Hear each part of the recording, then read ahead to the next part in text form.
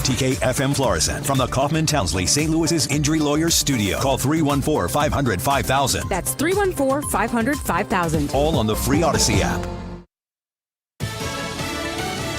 High stakes at the White House. I'm Lisa Brady, Fox News. Multiple European leaders just arriving, including soon Ukraine's President Zelenskyy. The plan is for him to meet first with President Trump before the others join in for talks on ending the war in Ukraine. Fox's Peter Ducey at the White House. Officials here at the highest levels don't want the people all around the world watching what's happening here today to be confused about what is happening here today. They insist that Zelenskyy isn't bringing along all these European leaders to help him talk Trump out of forcing a bad deal down his throat to end the war. On the contrary, officials here say that they invited these world leaders so they could get a readout from the guy that just talked to Putin. The latest window into the president's thinking via Truth Social, President Zelenskyy of Ukraine can end the war with Russia almost immediately if he wants to, or he can continue to fight. Remember how it started. President Trump blaming previous administrations. After his Friday meeting with Russia's President Putin in Alaska, U.S. officials have signaled Russia might accept a new allied security guarantees for Ukraine.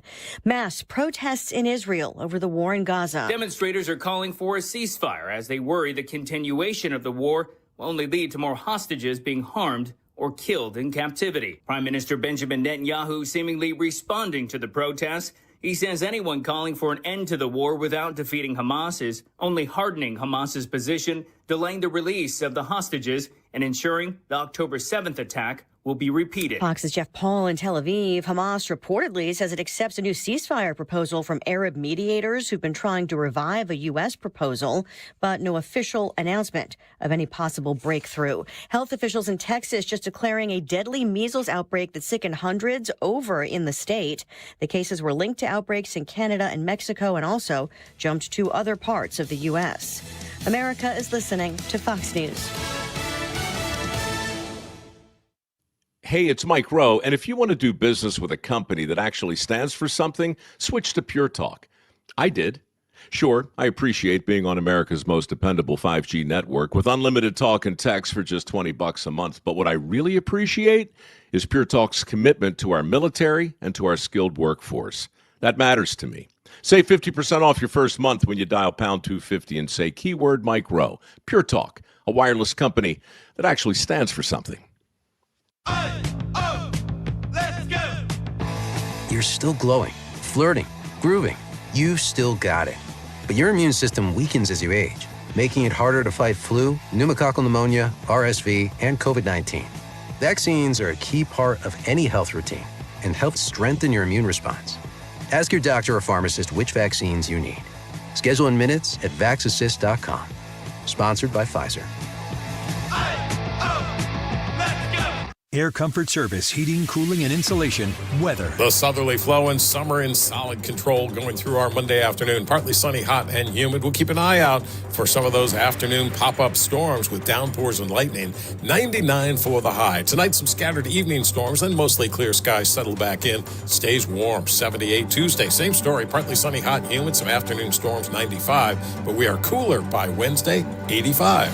This is 97.1 FM Talk. Chief Meteorologist Dave Murray. The Annie Fry Show is sponsored by Air Comfort Service Heating, Cooling, and Insulation. Don't melt in the heat. If your AC unit isn't working, Air Comfort Service can get you back in the comfort zone fast. With an AC service call for only $99. To get your AC serviced, visit aircomfortservice.com.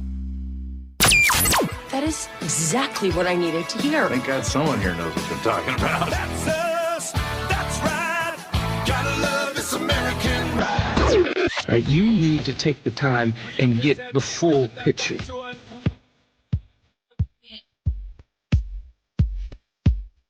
Don't get me wrong, I love the ladies. I mean, they rev my engine, but they don't belong in the newsroom. It is Anchor Man, not Anchor Lady. What do you want from me? I'm not America's sweetheart. Goodness sake, kid, keep your voice down. Your father's listening to the radio. I'm not America's sweetheart. This is the Annie Fry Show. Something you said about President Putin. This was right after the invasion in March of 2022. Take a look. This guy lies, habitually lies. He's never kept a deal he's ever signed, and he lies all the time. And I don't know why, but he plays us like a violin in the West, because the West wants to believe that you can cut a deal with everybody. You can't cut a deal with guys like this. He's a professional, experienced liar. Mr. Secretary, given that, what makes you think that if you are able to reach a deal with President Putin, that he would stick to it, based on, as you just said, he's a liar? Well, that's the point. That's why the deal has to have enforceable mechanisms in it. That's why the deal has to have things like security guarantees. That's the point I was making a few minutes ago when you were asking me about looking someone in the eye. What's important here is actions, not words, not paper, document. Those are all important. Those are elements of a deal, but they have to be enforceable. They have to be verifiable. They have to be enduring. There's no point here in signing a deal that's going to be violated in 3 or 4 months. There's no point in doing that. It actually would make things worse. So that's why this is such a difficult thing. Not only do you need a deal, you need a deal that's verifiable, that's enforceable, and that's enduring. If you don't achieve that, then I think you could have a ceasefire for a few months, a few weeks, and then the war will start again and more people will die. That's not the outcome we're interested in. That's not the outcome anyone wants. So that's why this is so difficult. That is Marco Rubio, the Secretary of State, speaking there to MS Now. That's a whole nother ball of wax. Did you guys hear that MSNBC is rebranded to MS Now? What the heck is that? Little separation from NBC. That was Meet the Press with Kristen Welker. And you got to just love if you haven't had the opportunity to view that clip, you need to check it out, because while Kristen Welker, they found that clip, in the back room, some producers found it, Kristen Welker found it, and they're like, oh, we got Rubio, we're going to get him. We're going to get him good.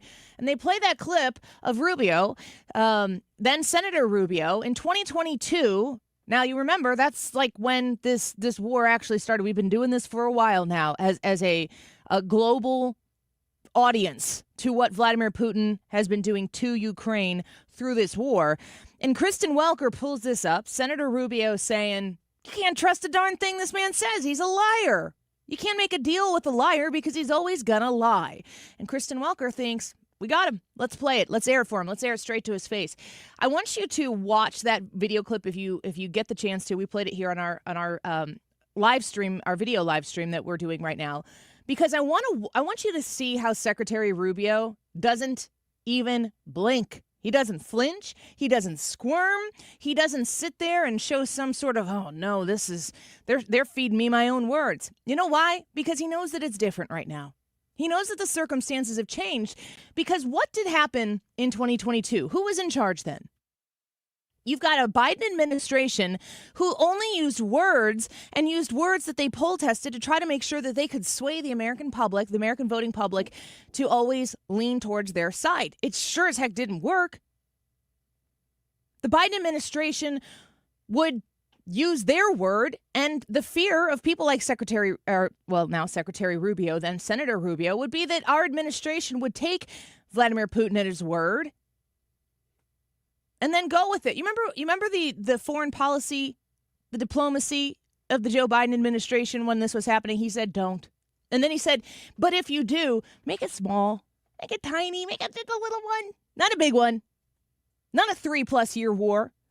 Not a war where you have, I heard this the other day, the deaths in this war, this conflict, are 5 Vietnams. Does that frame it for us a little bit better? It sure did for me. This has been an incredibly bloody war. Children, families losing their young. The president of Russia, Vladimir Putin, is kidnapping Ukrainian children and essentially putting them on the market in Russia and training others to fight for Russia, stealing them out of their Ukrainian homes. This is an absolutely grotesque, horrible, bloody war, and it has to stop. Now, is there a difference? You got to think about this, and you got to think about this long and hard, because Kristen Welker's question there to Secretary Rubio is a setup gotcha question. Welker's position there, and the only reason why I think you and I can both know this, and Brian, you can tell me if you think that this is an unfair judgment.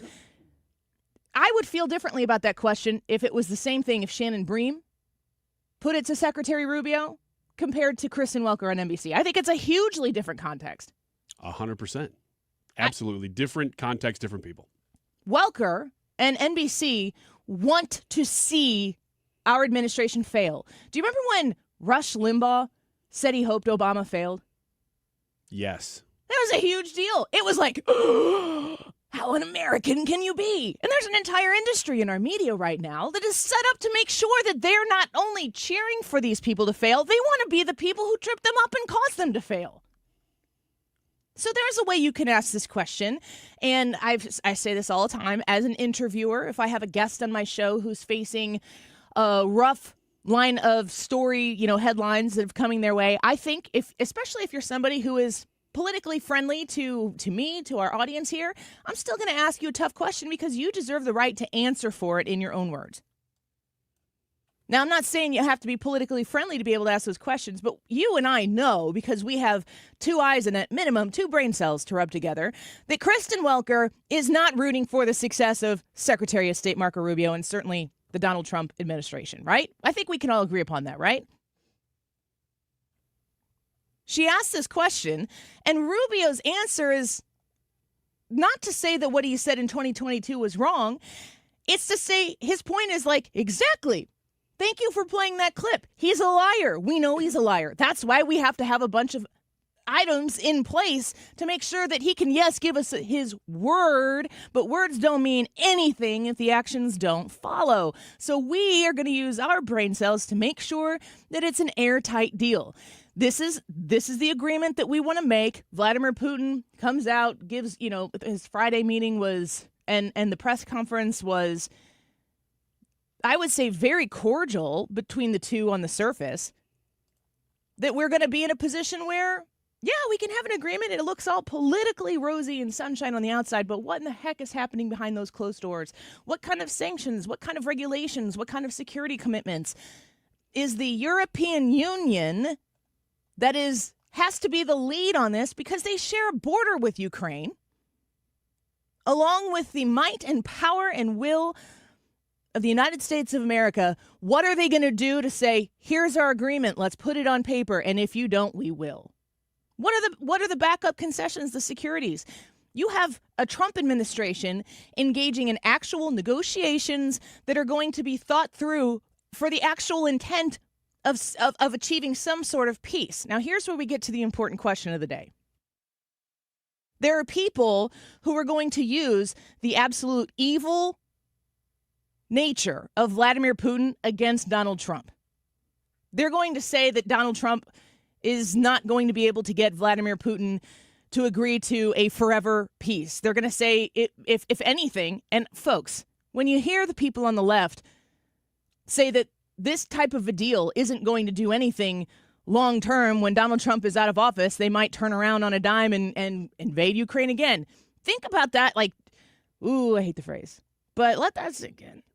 Let that simmer a bit in your mind if you haven't quite figured out that Vladimir Putin, and he actually said this on Friday, would never have invaded Ukraine if Donald Trump would have been the president then. They used Joe Biden's weakness. They used the absolute lack of intelligence, will, gut, whatever it is, fortitude of the Democrat Party to stand for something, to stand on principles. They used it, and it led to the murder of, hundreds of thousands of Ukrainians? Mm-hmm. They used it. So, okay, so you're going to say Donald Trump, as soon as something changes here, as soon as the status quo changes here in the United States, you think Vladimir Putin's not going to go back to his ways? Well, American people, this is your clarion call to make sure the people who can't stand on principle and aren't willing to do what they need to do to flex the might of the United States of America and press upon the European Union to show up and do their job and not just wait for the United States to do the right thing. It's got to be a group effort. And Donald Trump is bringing all those people to the White House on Monday after meeting with Vladimir Putin on Friday, with the potential that we might find out today or at some time. Does that qualify as a suit? Interrupting here. Ooh, I don't know. There's a collared shirt. I think we've met in the middle here. We'll get to it, folks. We'll get to it. Meanwhile, can you get a picture of that pulled up so we can share it on the stream? Donald Trump is bringing all the people together and making them sit down and face each other while they talk about it. Instead of talking to cameras, instead of talking to propaganda-ridden media in all these countries around the world, he's like, let's get a deal done. He can't put a deal in place that's going to last forever. It's on our job. You remember that guy who said, it's a republic if you can keep it? There's always a pressure to maintain peace and to potentially maintain peace through pressure. And Donald Trump is willing to bring all these people together. And really, what he's been saying is, you guys got to work this out. He's not dictating anything because it's not his to dictate. The amount of leftist cheering for Donald Trump's failure that I've seen this weekend, it at the end of the day makes me so sad. The complete and total lack of education that goes into people's willingness. I have taken multiple people that I love dearly outside of my social media view. I said to Jared at one point, I go, I got to respond to this. The post that was put up is so incredibly uninformed and just full of emotional hate. And then the people who react to it, they're just happy that someone's trashing on President Trump. I put up on the Fox News report came out that not only did the Friday meeting with Vladimir Putin go at least on the well side of average, that they were going to stop with the ceasefire talk, which I actually really appreciate this because the ceasefire talk is in a position where it's just out there to be broken. And then it causes the whole thing to be blown, no pun intended. The whole thing goes down the drain because somebody fires a missile. Instead of saying this incremental ceasefire time while we try to achieve peace, let's just see if we can get peace. When? How about next week? And that's what he did. And he's got all these leaders in the White House right now. They're talking about how much pressure they can collectively, agreeably put on Vladimir Putin to say, you're going to stop this right now, and here's what you're going to do if we don't. And on the other side of that, Zelenskyy, you're going to have to take some concessions because the alternative is you continue to put your people in harm's way. The entire world history has been based on ambitious world leaders oftentimes intersecting with an evil nature, moving into places and redefining boundary lines because they are just willing to kill until they can get it. At some point, you have to stop the bleeding. I don't know geographically what that's going to look like, but there are going to have to be tough concessions made on both sides. And now Donald Trump has brought world leaders together. You remember when we were hearing from the left, like in the election last year, how they were talking about like how everybody hates us, nobody wants to work with Donald Trump, it's embarrassing. Why did they all get a call on Friday night, Saturday morning to say, I need you at the White House Monday? Why are they all there right now? They have to be. They know that this is where the action is, right there. Yeah, what are they going to do in their own individual European countries? They could have done it the whole time, but they'd have to have the power to summon all of those people for an actual intent of purpose, which could result in peace. Donald Trump has the power, he's wielding it, and we might potentially have peace at the end of it. Pay attention to everybody in your circles right now who are rooting against it. YouTube live chat poll for today. Does it matter if Ukraine President Zelenskyy wears a suit? Yes or no? I thought I read that he wasn't going to wear a suit, but then he showed up and he might have been wearing a sort of suit, which is a concession I'm willing to be okay with. And I don't even care. I don't even know that I care if he wears a suit. Up to the minute timeline. He was not wearing a suit earlier when he walked into the White House. Now he looks to be wearing something over that shirt that has a collar. It's Scott Besson's, and buttons. Scott Besson's coat. Yeah. If you're going to eat here, like, sir, you're dude, going to need a jacket. You're going to want to put this on. All right, let's take a quick break. When we come back, Ryan Schmelz is going to join us real quick. We are monitoring every second of the White House. Gosh, dang it. Are they going live to this? Is this coverage? Yeah, this is live coverage. Turn this music off and go straight to this. And let's listen in because we've got Zelenskyy, we've got these people in the Oval Office. Let's listen. We've had a lot of good discussions, a lot of good talks, and I think progress is being made, very, very substantial progress in many ways. We had a good meeting, as you know, just a short while ago with the president of Russia, and I think there's a possibility that something could come out of it, and today's meeting is very important. We have, I guess, the seven very powerful leaders from Europe, and we're going to be meeting with them right after this meeting, and thank you very much for being here. Thank you so much, Mr. President. If I can, first of all, thank you for the invitation and thank you very much for your efforts personal efforts to stop killings and stop this war. Thank you. And using this opportunity, many thanks to your wife, First Lady of the United States. She sent a letter to Putin about our children, abducted children, and my wife, she, First Lady of Ukraine, she gave the letter. It's not to you, to your wife. Oh, I want it. Yeah. So we're saying this sensitive topic, yes, please. And thanks to our partners, and that you supported this format, that after our meeting we can have leaders who are around us, UK, France, Germany, Italy, Finland, EU, NATO, I mean all partners around Ukraine supporting us. Thanks to them, and thank you very much for invitation. Thank you very much for being here. President Trump. Do you think it's fair? Yes, Peter, go ahead. Thank you, President Trump. So, President Zelenskyy, you say in a post on X today, Russia must end this war, which it itself started. President Trump, you say President Zelenskyy of Ukraine can end the war with Russia almost immediately if he wants to. Which is it? Yeah, I think that's true. I think we're going to have a meeting. I think if everything works out well today, we'll have a trilat. And I think there will be a reasonable chance of ending the war when we do that. And is this the end of the road for American support for Ukraine? Is today's meeting deal or no deal? I can never say that. It's never the end of the road. People are being killed, and we want to stop that. So I would not say it's the end of the road. No, I think we have a good chance of doing it. It's been almost 4 years now that a lot of people were killed last week. A lot of people last week. I mean, millions of people killed, but a lot of people last week for whatever reason. A big number, a lot of soldiers, on both sides. And I know the president, I know myself, and I believe Vladimir Putin wants to see it ended. And as you met with Putin on Friday, today you've got President Zelenskyy here. As you listen to Russia and Ukraine, which side has the better cards? Well, I don't want to say that. I'm just here to be. Look, this isn't my war. This is Joe Biden's war. He's the one that had a lot to do with this happening, and we want to get it ended. And we want it to end good for everybody. We want it to end good.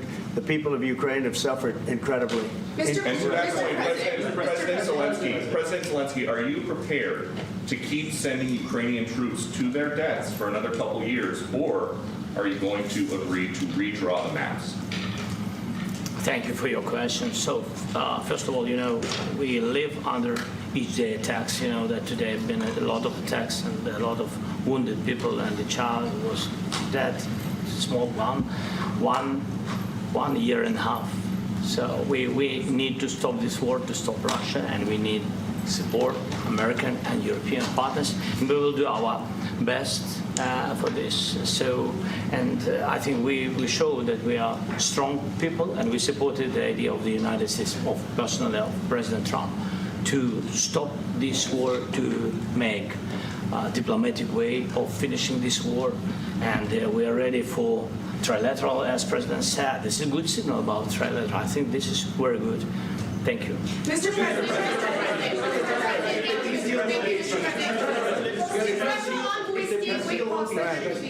If the peace deal will be achieved, are you going to be willing to send American peacekeepers to Ukraine?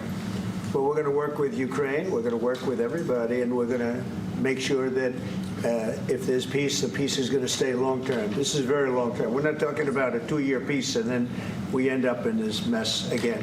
We're going to make sure that everything's good. We'll work with Russia. We're going to work with Ukraine, and we're going to make sure it works. And I think if we can get to peace, it's going to work. I have no doubt about it. Your team has talked about security guarantees. Could that involve U.S. troops? Would you rule that out in the future? We'll let you know that maybe later today. We're meeting with 7 great leaders of great countries also, and we'll be talking about that. They'll all be involved, but there'll be a lot of help. When it comes to security, there's going to be a lot of help. It's going to be good. They are first line of defense because they're there. They're Europe. But we're going to help them out also. We'll be involved. Mr. President, Vladimir Putin mentioned that the war will not end without addressing the root causes of this war. Have you had an understanding what are the root causes of this war?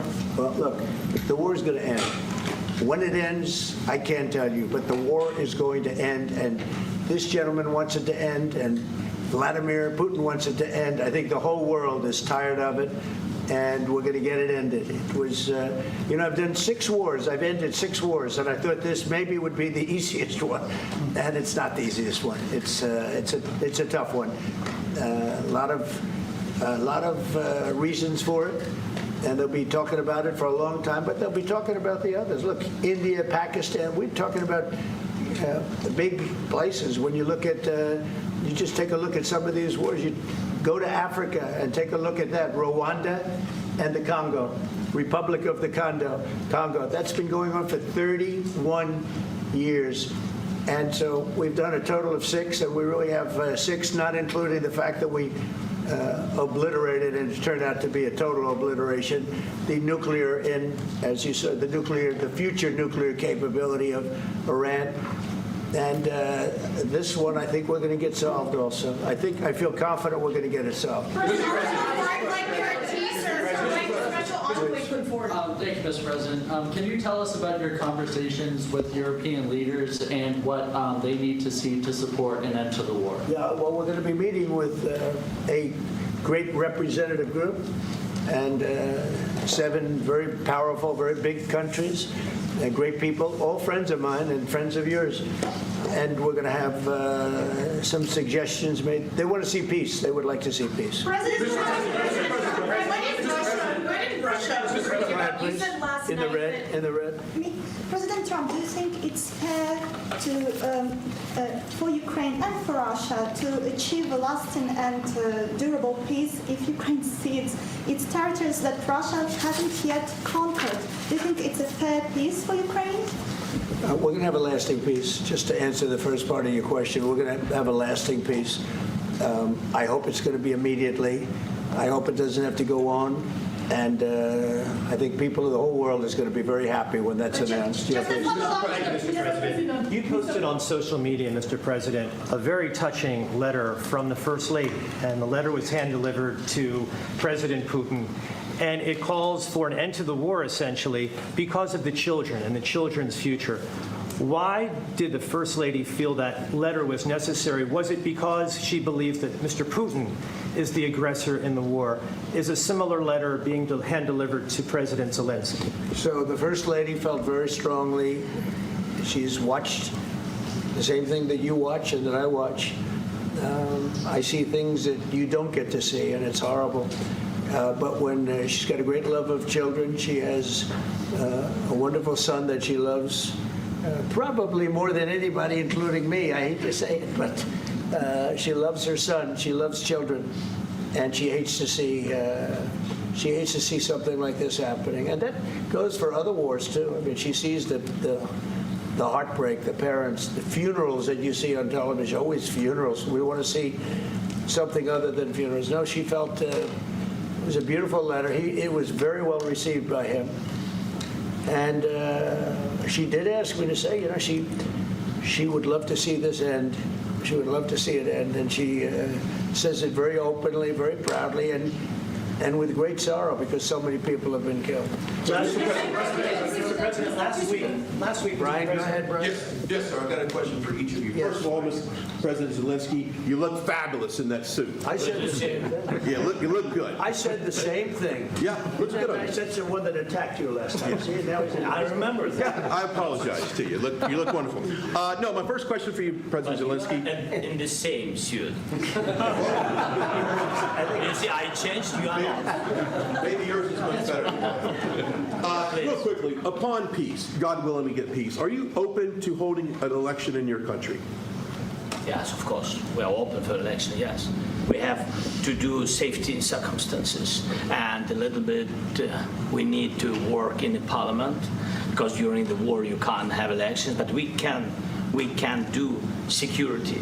We need, we need a truth, yes, everywhere, in the battlefield, in the sky, in the sea, yeah, to make possible for people to do democratic open, legal elections. So you say during the war you can't have elections. So let me just say 3.5 years from now.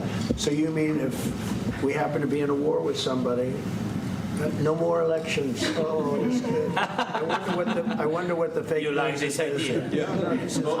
Speaking of news, I got a question for you. This sounds insane for me even to ask this, but do you think the American media really doesn't even want a peace deal because they've seen they've been so critical of you every step of the way as you lead the charge for peace? It's an amazing phenomenon. I said that if in the settlement you got Moscow, St. Petersburg, and thousands of miles around them, they would say I made a bad deal. The level of hatred and animosity is incredible. Not with all. I mean, we have great people up here. We also have terrible people up there that I think are told what to say. But, you know, in solving all of these wars, they don't even write about it. You know, I saw major wars. I saw wars that have been going on for 31, 35, and 37, and a couple of quicker ones. One that was going to go into a full-blown deal very quickly. You know what the one I'm talking about. It was a big one. But they don't even write about that. No matter what I do, no matter what, and you know, this is not anything to do with you. It's probably to your advantage in a certain way. But no matter what I do, no matter what deal I make, from my standpoint, you'll come out good. Maybe President Putin will come out good. But they'll say, Trump was absolutely horrible. It's just that, and I've lived with that for a long time. I've lived with it since just before the first election. I used to get great publicity. Now I get the worst publicity anyone's ever gotten in office, but I won in a landslide, so that people understand. They're the only ones that count, ultimately. But I've also had great reporters. I've had journalists that are very good. But it's very sad when you do the right thing. As an example, they said, because of the fact that Vladimir Putin came to American soil, this was a tremendous defeat for Donald Trump. No, it was really wonderful that he did it. It was a hard thing for him to do, to be honest with you. It was the opposite of what they said, but they said it. Now, if he didn't come, they'd say that was also bad for Trump. You know, there's no way. And there's just a great dishonesty of the press, and I think that's why it's lost its credibility. You know, its credibility is at an all-time low. We have a thing going on right now in D.C. We went from the most unsafe place anywhere to a place that now friends are calling me up, Democrats are calling me up, and they're saying, sir, I want to thank you. My wife and I went out to dinner last night for the first time in 4 years, and Washington, D.C. is safe, and you did that in 4 days. I'll tell you, it's safe. I had another friend of mine. He has a son who's a great golfer. He's on tour, and he came in fourth yesterday in the big tournament where Scotty Scheffler made the great shot, and he said his son is going to dinner in Washington, D.C. tonight. I said, would you have allowed that to happen a year ago? He said, no way, no way. He said, what you've done is incredible. And I think the people realize it. But the press says, he's a dictator, he's trying to take over. No, all I want is security for our people. But people that haven't gone out to dinner in Washington, D.C. in 2 years are going out to dinner. And the restaurants the last 2 days were busier than they've been in a long time. Thank you. I walked around yesterday with MTG. If you can walk around with D.C. with MTG and not be attacked, the city is safe. Yes.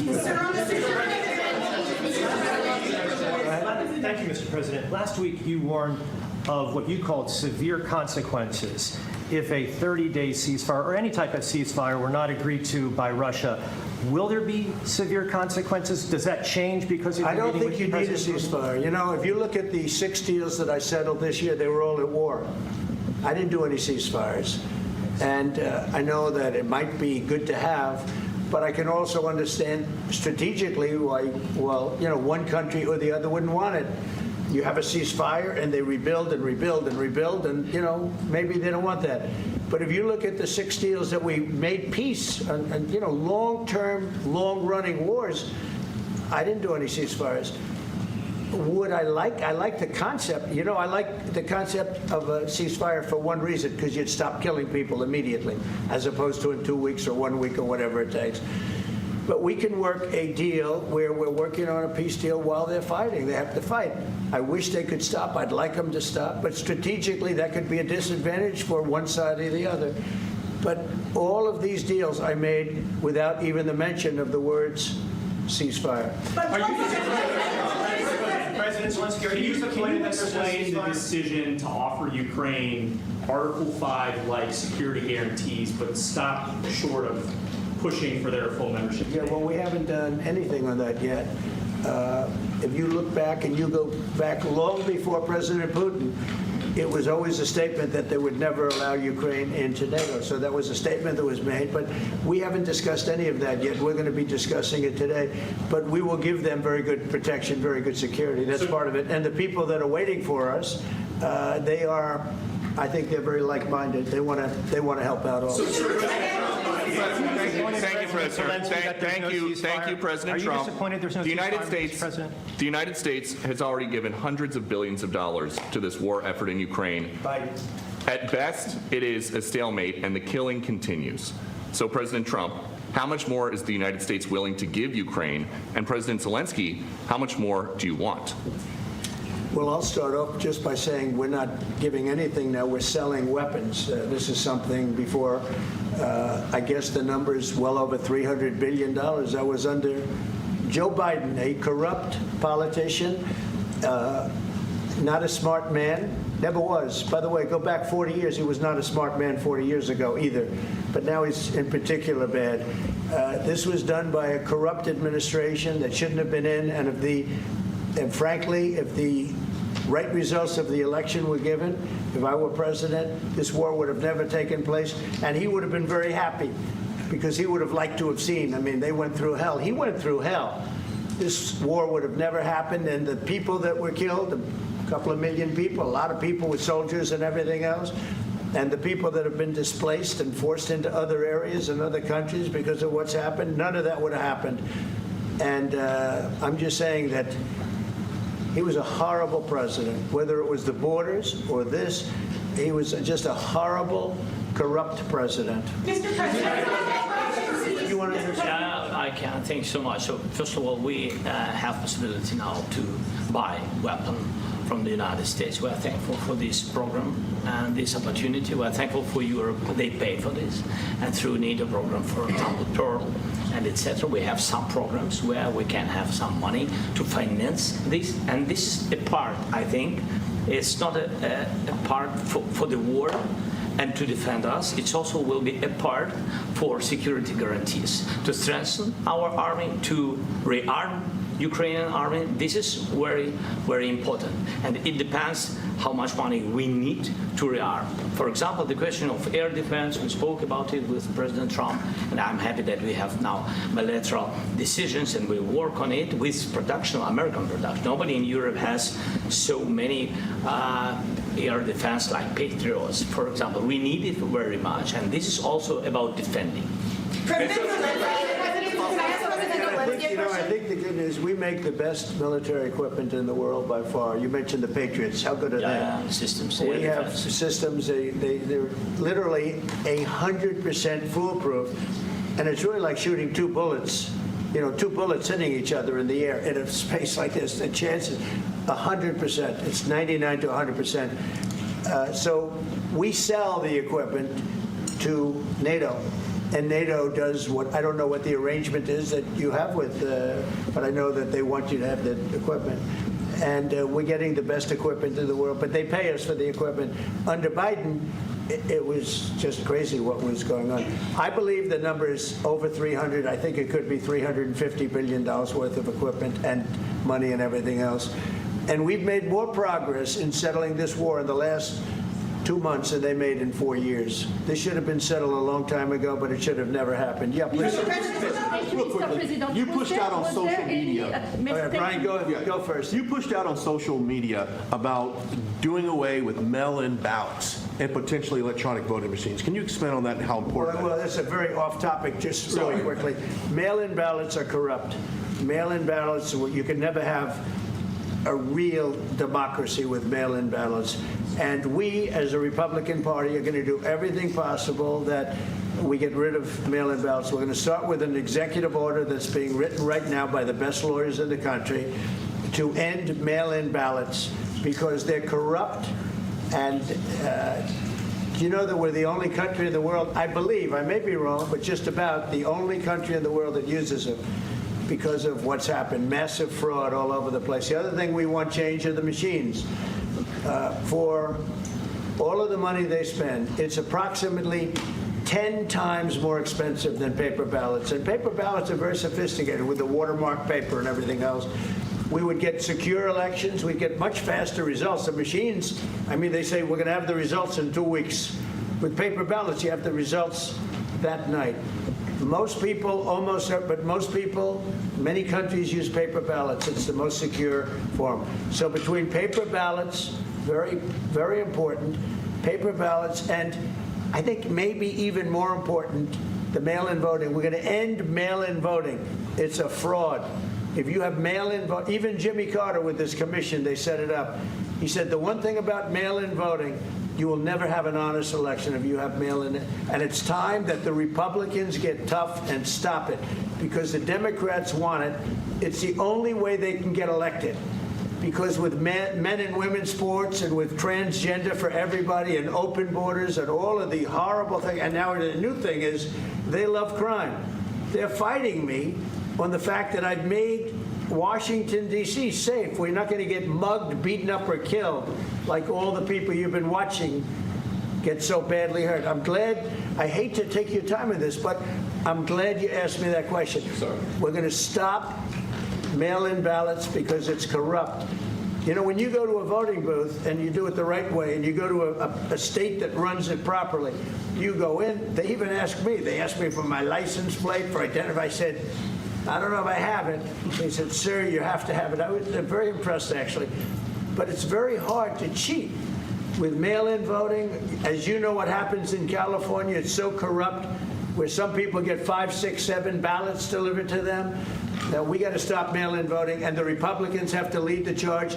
The Democrats want it because they have horrible policy. If you have mail-in voting, you're not going to have many Democrats get elected. That's bigger than anything having to do with redistricting, believe me. And the Republicans have to get smart. We're not going to have a country. I said for a long time at rallies, you need borders and you need free and fair elections.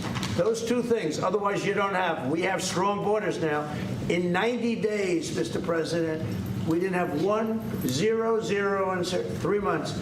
Not one person came in illegally into our country. In fact, even I find that hard to believe, but it's run by a little bit of a liberal group that put out the numbers, so I guess it's, but 0, 0, and 0.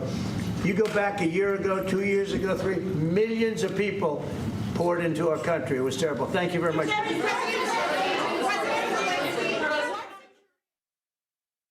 The president speaking there from the Oval Office, of course. As we go to a break, they flash that on the news, and we're able to just throw everything out the door so that we can bring you the live coverage with our Fox News affiliation as it happens. We're grateful to be here for you. We are watching with bated breath to see what the president is able to facilitate at the White House. All the countries in the European Union that were invited have showed up. They're going to go have a discussion right now with President Trump and President Zelenskyy. And there is discussion that possibly by Friday, there could be a materialization that involves a conversation between the two warring countries to achieve peace. Or maybe it all falls apart during this show. We're going to watch and wait throughout the course of the day here and bring you everything as it happens. But in the meantime, when we come back, how many segments do we have left this hour? One. Wiggins, America. Let's do the other. Wait, is Ryan? Ryan's still here. So we're going to do Ryan Schmelz next? Yes. Sorry, second best Ryan. That's always. Even when you're the only one in the room? No. Ryan Schmelz on the Annie Fry Show. Let's talk about redistricting next. Don't go away.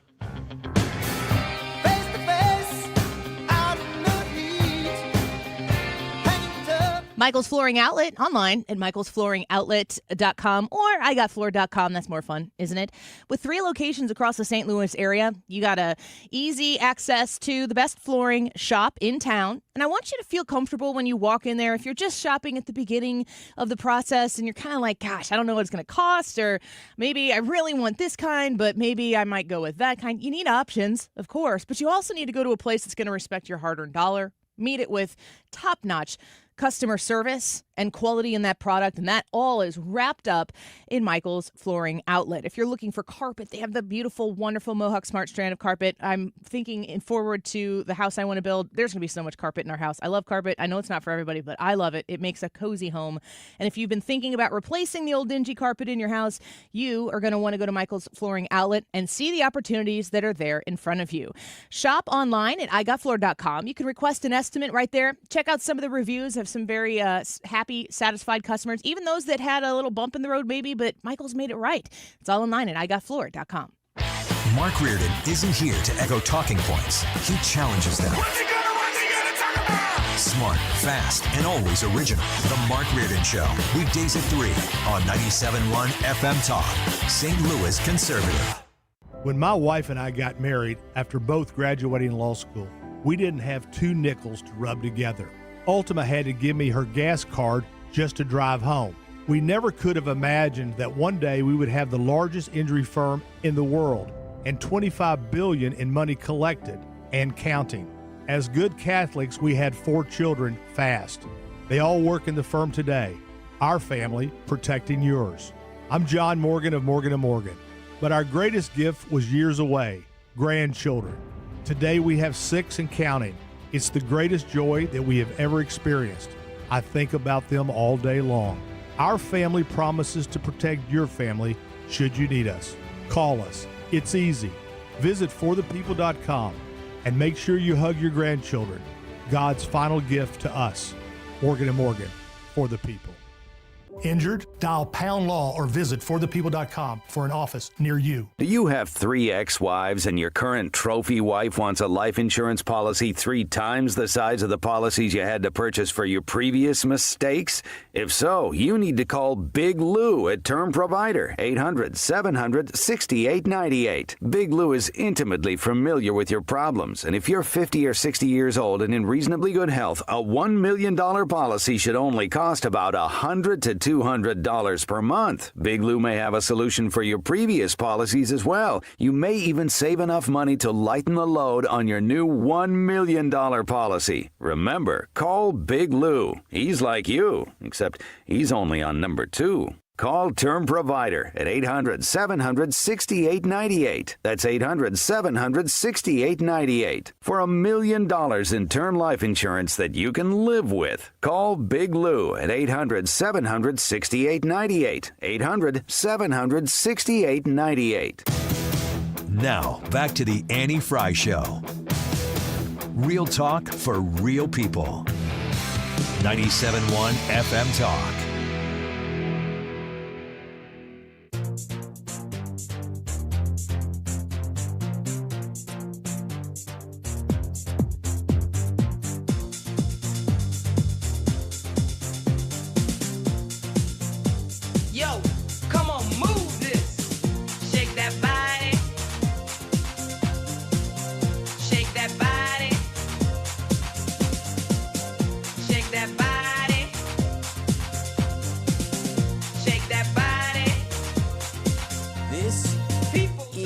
From Chicago, and those are Democrats from Texas boarding a plane. Now, I guess we don't know exactly where the plane is headed at this point, but we do know that there are reports that Texas Democrats are planning to return to Texas today, ending their walkout, which are protesting Republican redistricting plans. So Texas Democrats getting on a plane in Chicago. If they go back to Texas, it will likely pave the way for Republicans to pass the new congressional map. Also today in California, Democrats. So you got CNN there reporting on the Texas Democrats. These are state House Democrats headed back to Texas maybe to get that quorum. Hope so, because my understanding is that the flood relief funding is being held up because they don't have a quorum, so they can't vote on it. Now we hear in California, Gavin Newsom, they're talking about redistricting in a hard way. And then we get an article today that says that Governor Kehoe in Missouri is like, well, I think we should take a look at our maps as well. There's a lot going on, folks. And we got Ryan Schmelz here, who's been hanging out with us as we listen to President Trump and President Zelenskyy take questions from the press. Ryan, thank you for your patience with us. First, I want to give you the opportunity to react to anything you heard, anything pique your interest listening to President Trump and Zelenskyy sitting there in the Oval Office answering questions. I mean, I think there's a breath of fresh air that's going on across the country right now that both of them were able to survive that without any feistiness or anything blowing up because, they took a lot of questions, similar to what they did last time, but it looks as though they were able to get through this, and now we're on to the meeting portion of this, so actual business potentially could get done. But I think everyone was just kind of watching to make sure that this got through smoothly. And for the most part, it looks like it did. President Trump still had a couple haymakers to throw, not at Zelenskyy, but Joe Biden got brought into this, the former president. You had mail-in balloting that got trashed because of this. And you even had a couple comments on D.C. crime. So I think it was kind of the press conference we thought that he might have with Russian President Putin, or at least after that meeting with Russian President Putin. But very uncharacteristically of Trump, he left after that meeting and didn't take any questions. This one obviously got started in a very different fashion. Yes, it certainly did. Ryan Schmelz speaking with us right now, the Fox News Radio, Capitol Hill and White House correspondent. Honored to have him here with us here on the Annie Frey Show this afternoon. While we have the Congress in recess, there's so much going on right now in discussions regarding the House of Representatives, and those districts kind of started in Texas, but Texas would say, oh, no, we didn't start it. Let's talk about California. Let's talk about Illinois, of course, where I live. What is the status right now of this redistricting, and which stories are you following the closest? I think it's going to be Texas and California for the time being, because right now California is the first one to really go on with the whole fight fire with fire attitude, where they're going to be trying to pretty much put on the ballot a constitutional amendment that would overturn the state's nonpartisan redistricting commission. That was put in back when Governor Schwarzenegger was in office, and he's kind of getting back into politics a little bit, and he's kind of railing against the California Democrats who are pushing for this. And I think what makes a difference between California and Texas is that you have California Republicans who are pretty confident in how this is going to go because, number one, they got to get this through the legislature before they can even put it on a ballot and make it into a special election. But if they're able to do that, they think that there is polling out there that shows that the idea of getting rid of a nonpartisan redistricting commission is extremely unpopular in their state, not just with Republicans, but also Democrats and independents. So even if it makes it that far, they think they can win this thing on a ballot and pretty much strike this thing down on an election day.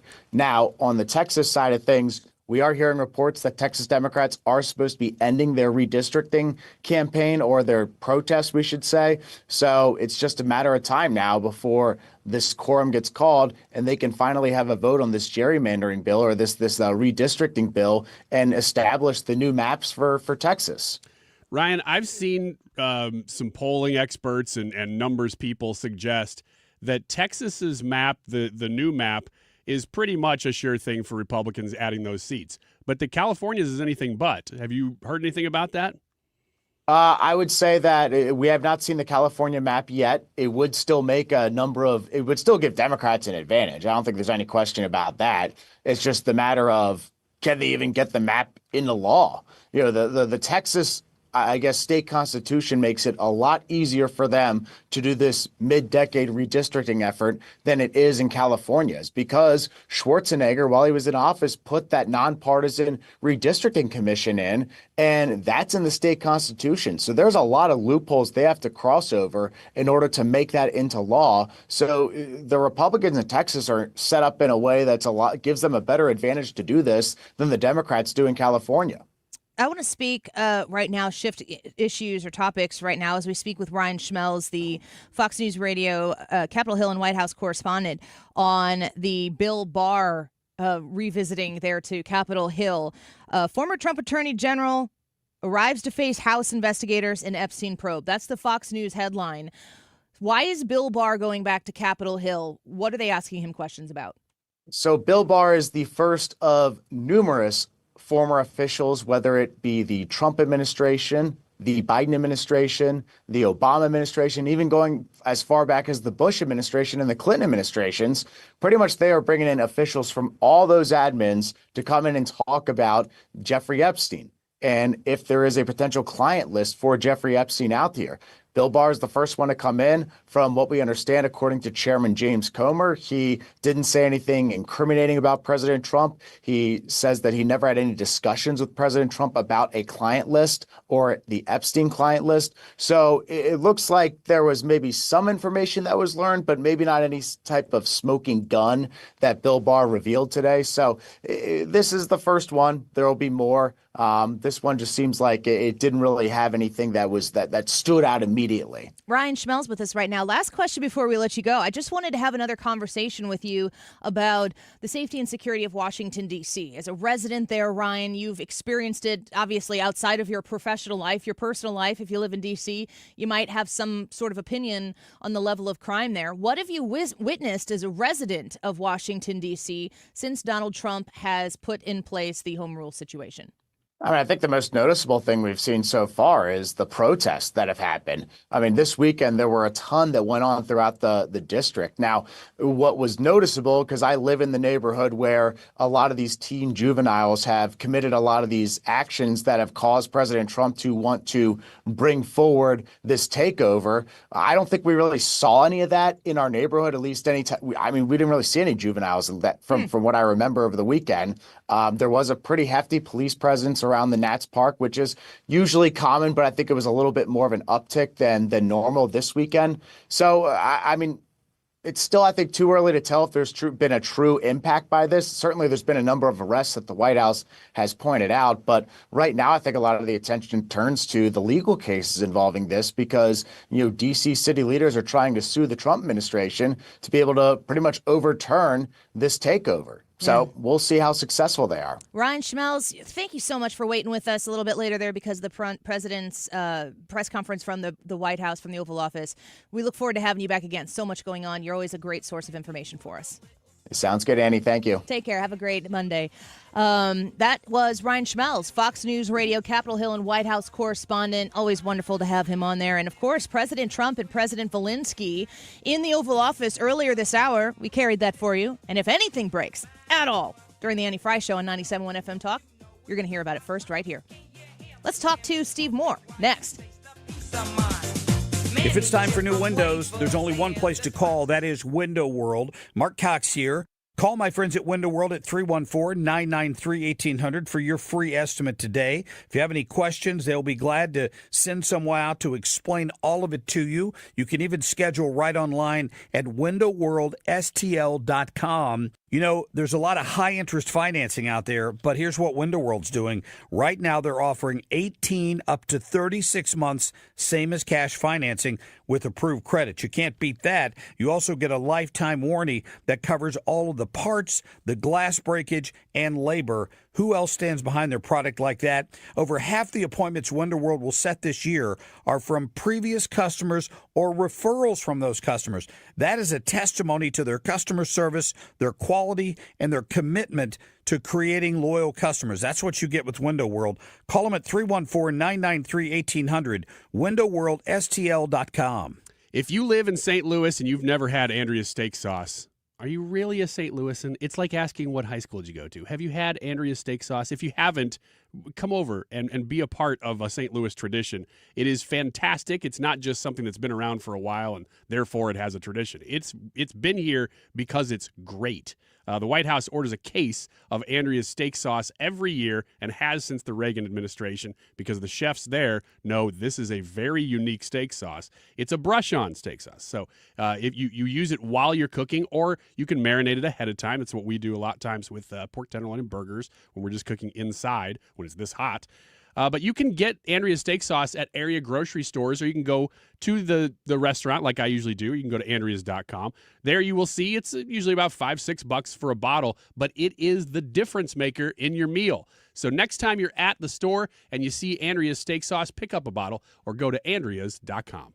Mark Cox in studio with Gloria Liu, broker owner of Your Home Sold Guaranteed Realty and St. Louis real estate expert. Gloria, while most agents make big promises, you're famous for your upfront written guarantee. That's right. My name is My Promise. While many agents promise you an unrealistic sales price just to get your business, I'll provide you with an upfront written guarantee stating if I cannot sell your home for 100% market value, I'll pay you the difference. Gloria, this is what sets you apart from others and why I only recommend you to my listeners, friends, and family. Friends, why risk working with just any agent when you can work with the best? Gloria Liu guarantees your sale price up front and in writing. Absolutely. And if I don't, I will pay you the difference. The agent you choose in this changing market matters and could cost you or make you thousands. Sell your home with certainty, confidence, and 100% of market value, or Gloria will pay you the difference. Call 314-325-6888 or visit gloriahasthebuyers.com. That's gloriahasthebuyers.com. KFTK FM Florissant from the Kaufman Townsley St. Louis's Injury Lawyers Studio. Call 314-500-5000. That's 314-500-5000. All on the free Odyssey app.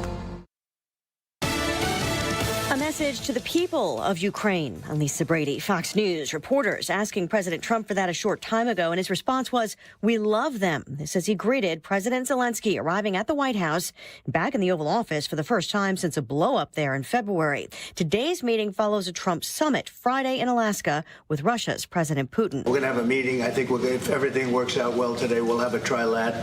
And I think there will be a reasonable chance of ending the war when we do that. The president hoping to set the stage for a meeting between Zelenskyy and Putin. His meeting with Zelenskyy today will be followed by meetings with European leaders, including the head of NATO, who arrived earlier, with security guarantees for Ukraine part of the focus, though reportedly not a push for NATO membership. Yeah, well, we haven't done anything on that yet. If you look back and you go back long before President Putin, it was always a statement that they would never allow Ukraine into NATO. So that was a statement that was made, but we haven't discussed any of that yet. We're going to be discussing it today, but we will give them very good protection, very good security. That's part of it. And the people that are waiting for us, I think they're very like-minded. Russia's foreign ministry says it does not consider deployment of NATO troops in Ukraine as a viable solution. President Trump says he plans a call with President Putin after today's meetings. Also, after today's meetings, President Zelenskyy is scheduled to sit down with Fox's Bret Baier. That interview airing tonight on Special Report, 6 Eastern on Fox News Channel.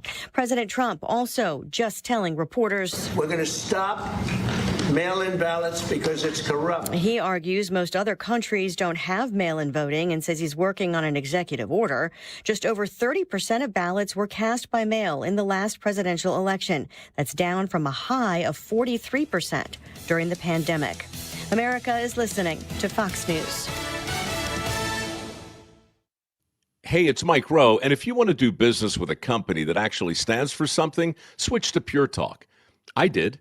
Sure, I appreciate being on America's most dependable 5G network with unlimited talk and text for just $20 a month. But what I really appreciate is Pure Talk's commitment to our military and to our skilled workforce. That matters to me. Save 50% off your first month when you dial pound 250 and say keyword Mike Rowe. Pure Talk, a wireless company that actually stands for something. You're still glowing, flirting, grooving.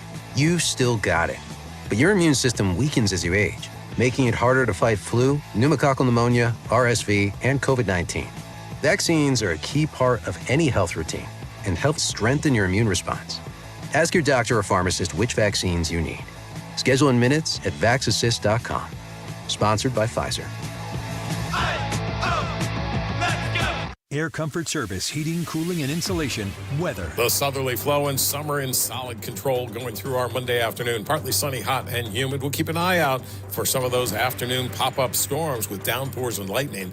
99 for the high. Tonight, some scattered evening storms, then mostly clear skies settle back in. Stays warm. 78 Tuesday. Same story. Partly sunny, hot, and humid. Some afternoon storms, 95. But we are cooler by Wednesday, 85.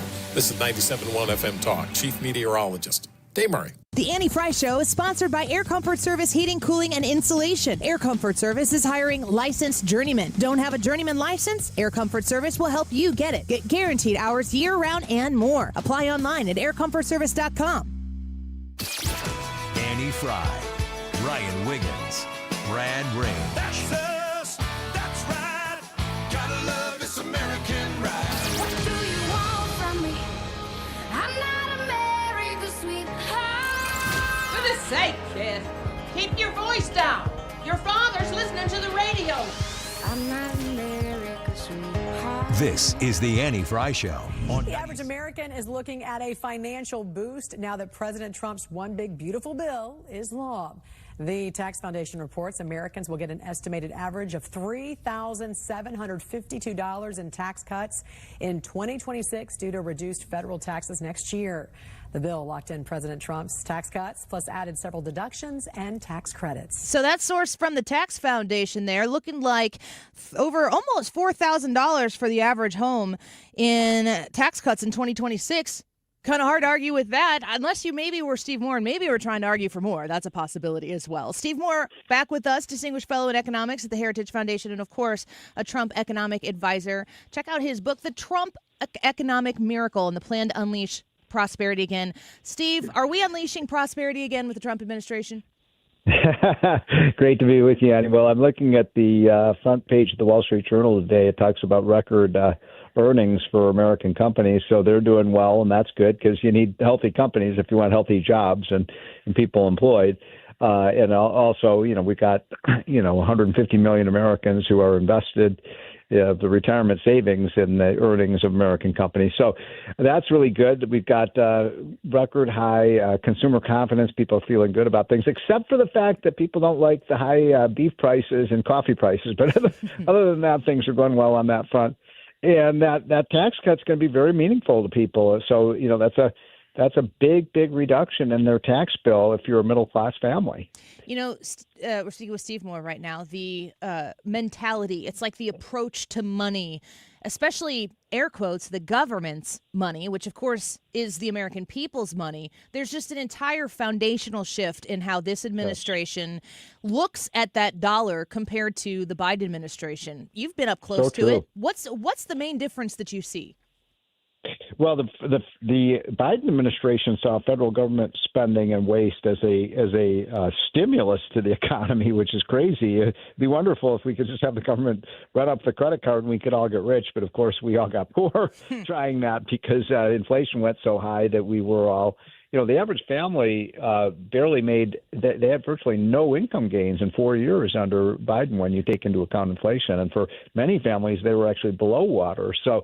You can't just keep hiring people and spending money that you don't have and think that you're going to be a prosperous economy. So Trump has come in and he's doing exactly the opposite. He's starting to shrink the size of government finally. And by the way, on Friday, there was a headline in Reuters that, and this I just verified the numbers, that Trump has reduced the federal workforce, people working in Washington, D.C., by 300,000 by the end of this year.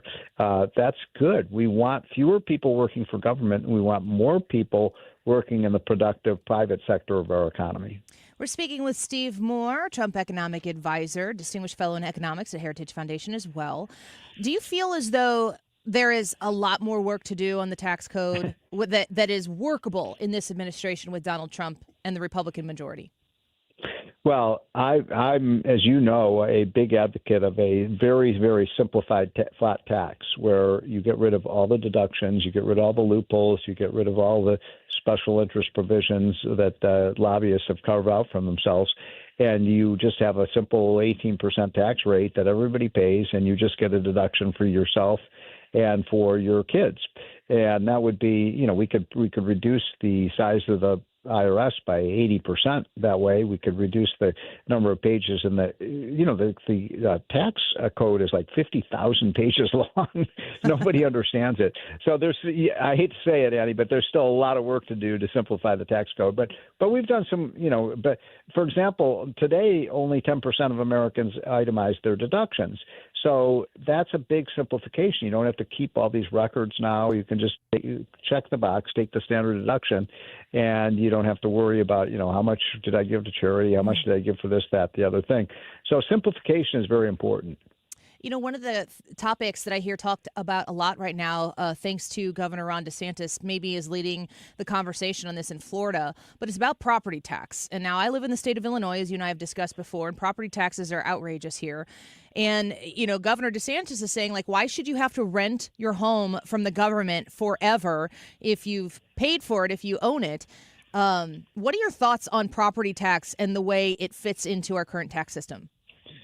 Well, the thing is that in Florida they don't have an income tax, so they get a lot of their money from sales taxes and property taxes, which is a better way to do it because the income tax is the most evil of all taxes. But the you get your revenue from somewhere. So I'd certainly be in favor of cutting property tax. I live in Maryland, which is a very high tax state. So we have a high income and a high property tax, and that just is a killer. I'm paying, I'm upper middle income. I'm not rich. I'm trying to get rich, but I'm not rich yet.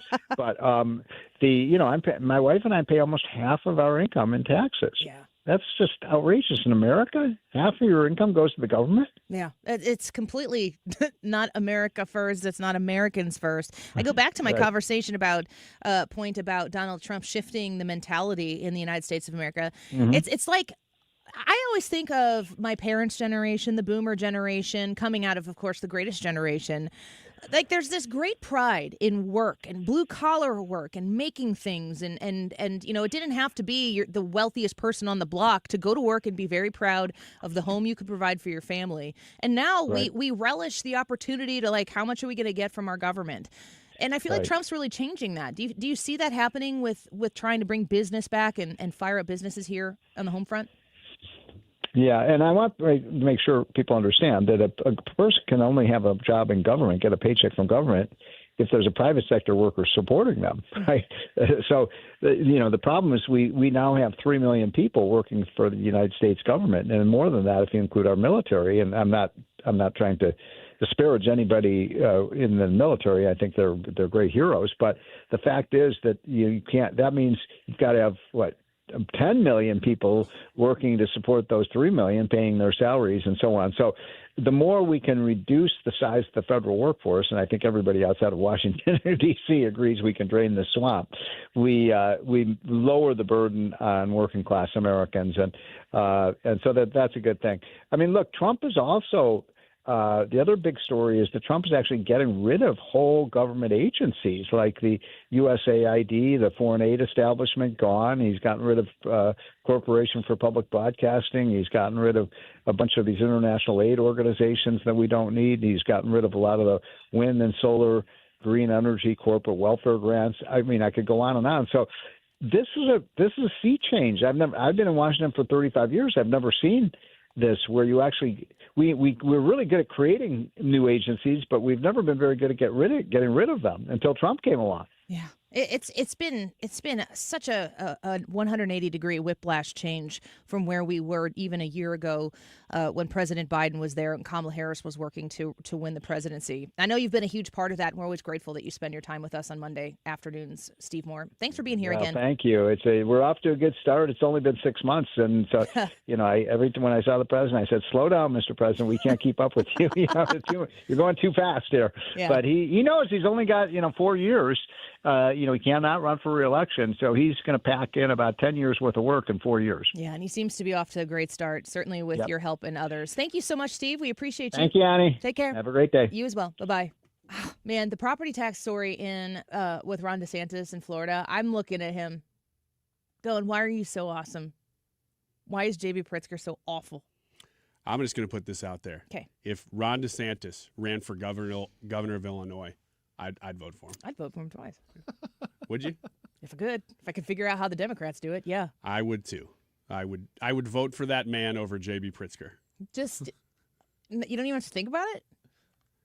After what he said about property taxes? Yeah. Actually, even if J.B. Pritzker said that about property taxes, I'd be like, oh, well, hello there. Yeah. I was reading through some articles leading into the conversation with Steve Moore, and one of them was about Rhode Island. I think another one was about Maryland. But there are all these things that these heavy, heavy blue states are doing in response to the big, beautiful bill to be like, we're really going to stick it to the millionaires. And I'm like, do you have any left? And if you do, so dumb. Why? Why are we, in the state of Illinois, one of the biggest things that Republicans are up against outside of corruption, with the supermajority of Democrats, with J.B. Pritzker, with the Chicago machine, all of that, obviously it would be a more fair fight if that stuff couldn't thrive in the state of Illinois. But the policies are so punitive that smart people who are also at the same time portable just leave. Now, I don't feel portable. I want to build a home. I'm going to build a home in Illinois. And the majority of you are going, Andy, that's the dumbest thing I ever heard. I thought you were a smart person. Well, here's the deal. It's a price to pay to be by my family, to raise my kids by my family. It's where home is. That's all important to me. And it's more important to me to invest in that in my future, in my family's future, and say, I'm going to fight like hell to try to get some common sense back to the state of Illinois. It's just a priority that supersedes the absolute cesspool of politics that exists in the state. And I understand people who can't understand that. I understand if you've, the roots in my family and in my husband's family, like two separate families that came together when we got married, the roots here are so incredibly deep. And I can't, and my husband, we are in lockstep on this. We can't imagine ripping those roots up to go somewhere else so we could pay less taxes. Mm-hmm. And if that doesn't make sense, if you're like, Annie, you could just move across the river. I don't want to do that. And if I don't want to do that, and I have good reasons why, I would hope that that would be enough. But it goes along with saying, I'm going to stay here and I'm going to fight for this. I'm going to fight even if it seems useless. Did anybody think that Donald Trump would be elected for his second term in 2024 after, on January 7th of 2021? Did anybody be like, if somebody would have told you on January 7th, guys, let me tell you what's about to happen here. It's like the parable. It's like the dream that Joseph has in the Bible where it's like, we're going to have 7 years of famine, but it's going to be lit for a little bit. Just save up and store up and you'll be fine. If I would have had a dream, if I would have been able to know, I would have enjoyed the 4 years of Biden so much more, knowing I know how this ends. But we couldn't enjoy him. We didn't know how it ended. And it actually seemed impossible that Donald Trump could be reelected again. As you know, I was a huge supporter of Ron DeSantis to be the president, specifically before Donald Trump officially announced that he was going to run again. And I wanted Ron DeSantis. I still would love for Ron DeSantis to be the president of the United States. I would enjoy that greatly. But when Donald Trump decided to run, I've had people tell me Annie, how could you have gone against Donald Trump? Here's the deal. I didn't think he could get elected. The Democrats would obviously do everything in their power to stop him from being able to find the Oval Office again. And, I don't think there's any scientific evidence from, was it Crooks? Was that his name?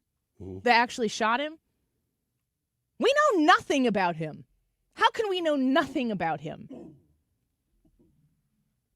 Was that part of some conspiracy to keep him from the Oval Office? We don't know that. But we don't know anything. So everything is possible. Somebody please provide us some information so we can understand what's going on here.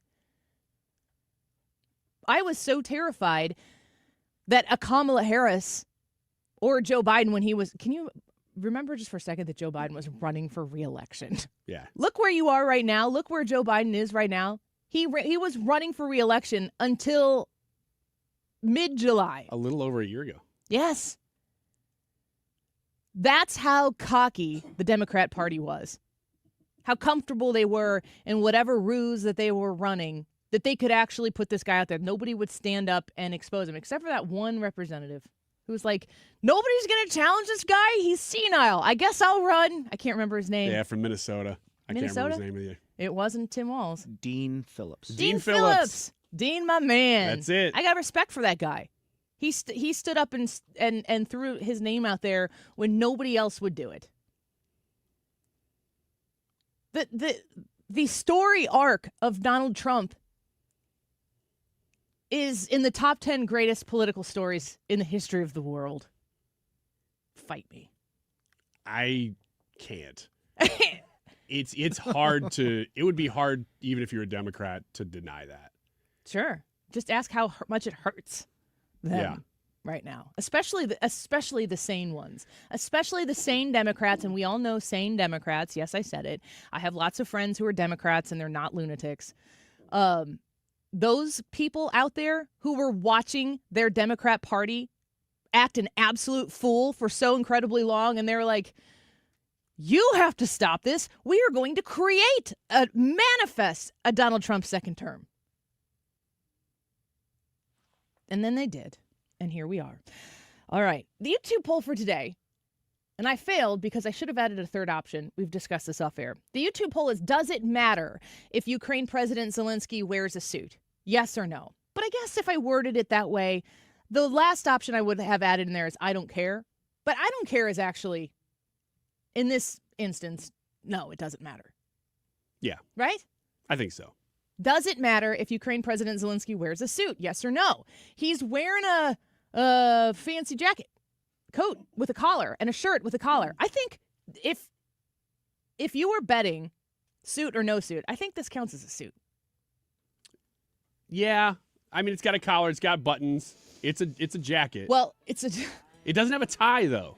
So is that a suit? Yeah, I think it is. I just answered my own question.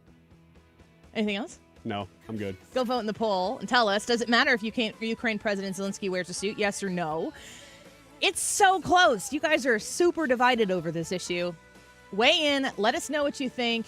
We'll give you the results with Ethan later on in the show. Scooter said, if athleisure is acceptable attire for conservative influencers, it's suitable for a meeting at the White House. Such sound logic, Scoot. We'll be right back.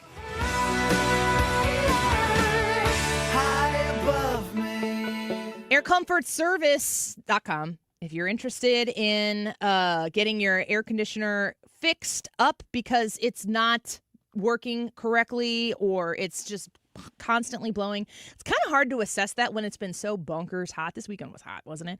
It's been so hot outside and the air conditioner's pushing, and you're asking yourself, is it really doing the job?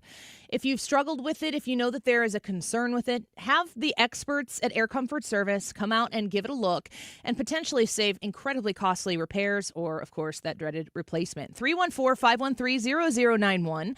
314-513-0091. If you have them come out and do an AC system check, they can offer free estimates and 0% financing for up to 72 months to make getting a new AC or HVAC system affordable. So if you do end up having to replace it, they will do everything they can to make it affordable for you. And plus, you're going to be working with great people and the best products. 314-513-0091. You can find them online, aircomfortservice.com. Hi, I'm Bob Kershaw with Retirement Advisory Group. Are you worried about market volatility? Are you concerned your money won't last you through retirement? Hi, I'm Tammy Kershaw, and as a family-owned business, we are committed to protecting your retirement, whether you're nearing retirement or already retired. We have a lot of folks that aren't aware of all the new investment choices that are available, which give you growth and protection from losses at the same time. Are you aware of all the fees that you are currently paying? We can show you how to avoid those fees. So come in now for your free retirement review and get a second opinion on your retirement plan. And just for coming in, you'll get a copy of our latest edition book, Your Key to a Worry-Free Retirement. Let us show you how to retire with confidence. We are proud to say we haven't lost a penny of our clients' money in 39 years, and we won't lose a penny of yours either. Let our family help your family. Call us now at 314-993-9494 or go online to retirementkey.com. That's retirementkey.com. Calling all future sportscasters. Sharpen your skills and learn from the best of the Missouri Broadcasters Association Sportscasters Forum Tuesday, September 16th in St. Louis. Join Cardinals beat reporters, broadcasters, and the legendary John Rooney, the voice of the Cardinals, for insider sessions on play-by-play, interviewing, reporting, and more. Then cap the day with a Cards-Reds game at Busch Stadium. Open to college students and broadcasting pros. Just $10 for students, lunch, and a game ticket. Space is limited. Register by September 2nd at MissouriBroadcasters.org. What's the most important thing when it comes to getting your roof replaced? Honesty, because honestly, most of us don't know what it takes to replace a roof.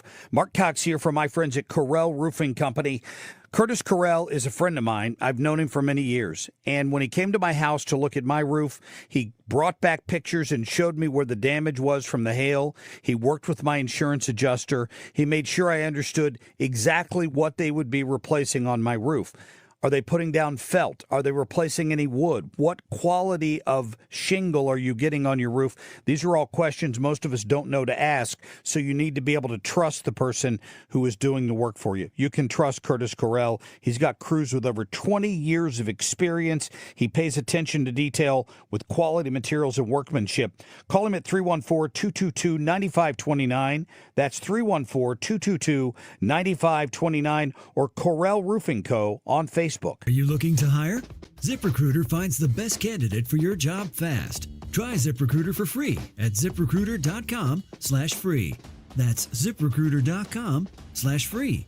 ZipRecruiter.com/free. Family focused, faith filled, always on point. It's the Annie Fry Show.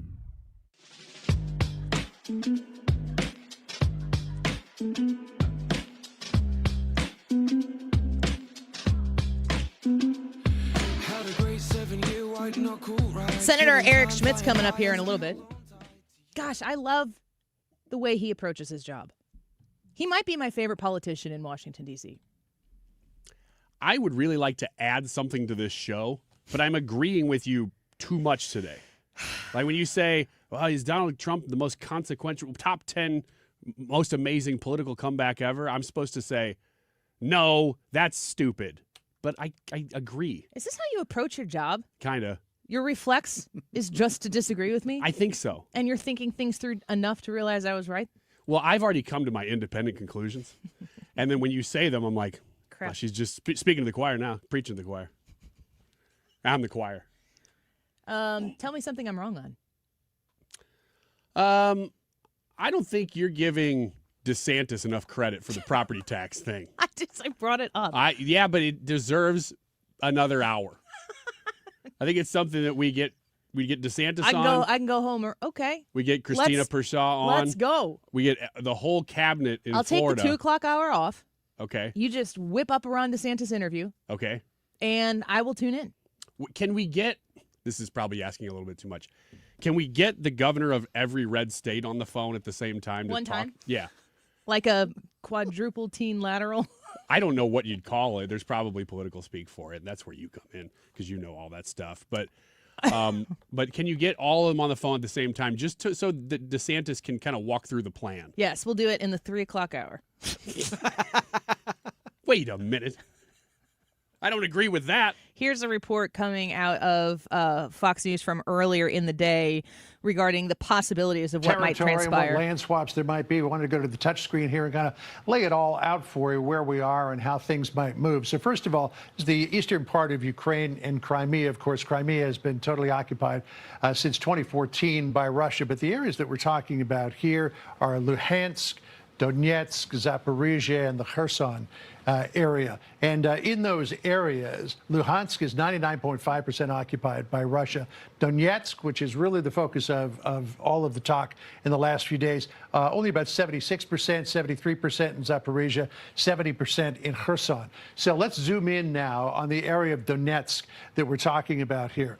And this is the part that's occupied here by Russia. This part is still occupied by Ukraine. And that's the part that Vladimir Putin has got his sights set on, and he wants to gain in any kind of a peace deal here. Now, what's interesting is that Ukraine is saying, well, wait a second, you don't occupy that territory, so why would we ever give it away? And according to a poll that was done recently in Kyiv, 78% of Ukrainians say, we're not giving Russia any territory that they don't already control. But here's the reason why that is so important. So you have here 3 cities, Sloviansk, Kramatorsk, and Konstantinivka. These are major population centers. There's still about 300,000 people living here. But very importantly is that these 2 cities of Sloviansk and Kramatorsk, those were headquarters for the military since 2014 when Russia moved into this area. So there's a heavy defense line. We talk about this being the fortress wall along here. And this is what Russia has been trying to penetrate and can't, because the Ukrainian forces are so embedded in here that the Russians just can't get through. But if those properties went to Russia in any kind of a peace agreement, here is the concern.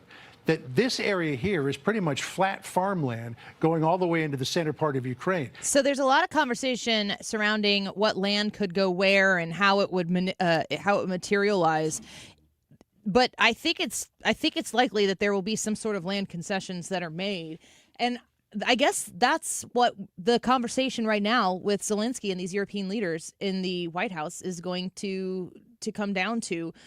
What are you going to have to do, President Zelenskyy? You're going to have to make some concessions, but maybe it's not that. And there can be a lot of American, along with European Union pressure, put on Putin to say, this is what they're willing to give. And if you're not going to play ball, the whole situation, the status quo here is going to change on what you're going to have to fight up against. We'll find out probably by the end of the day what kind of success has materialized in the meetings that are taking place at the White House, and we will bring you anything that breaks during the show as it happens. We got to take a quick break because we have Senator Eric Schmitt coming on with us here in just a minute. The last line of defense, how to beat the left in court. Well, you know this because you've been following the story, but Senator Eric Schmitt wrote the book on that. No, I mean, he literally wrote the book on that. We're going to talk to him about that, and I'm going to ask him, is Donald Trump the right guy to mediate peace between Russia and Ukraine? Senator Eric Schmitt on the Annie Frey Show next.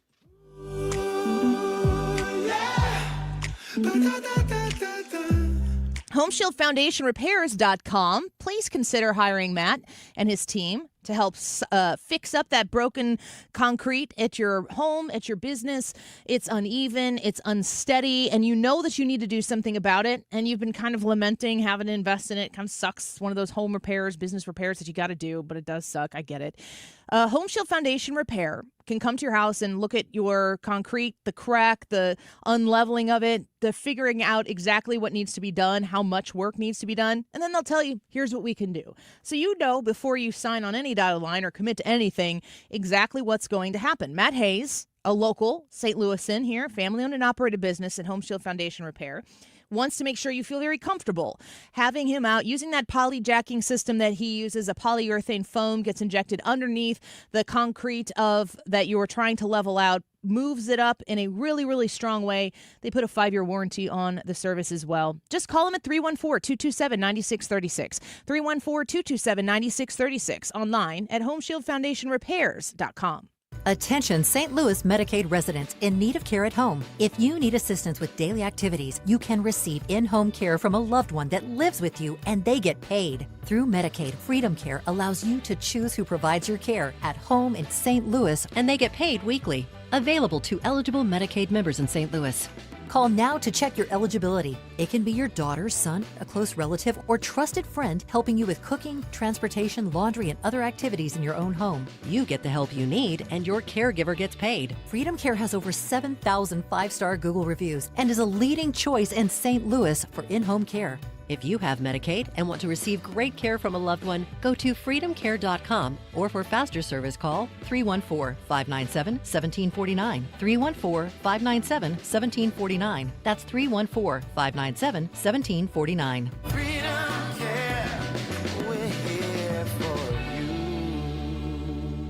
Men. Need a clinic that accepts all insurance, including Medicare? U.S. Men's Medical Center in St. Peters does. U.S. Men's helps men experiencing loss of energy, focus, concentration, and low libido. And they accept all insurance, even Medicare, for testosterone replacement therapy. Patients love the staff and the fact that, yes, I'm going to say it again, they accept all insurance, including Medicare. Feel better? Call U.S. Men's Medical Center at 636-244-5333. There's been a lot of talk about tariffs, how it's going to do this and it's going to destroy the economy, prices are going to go up.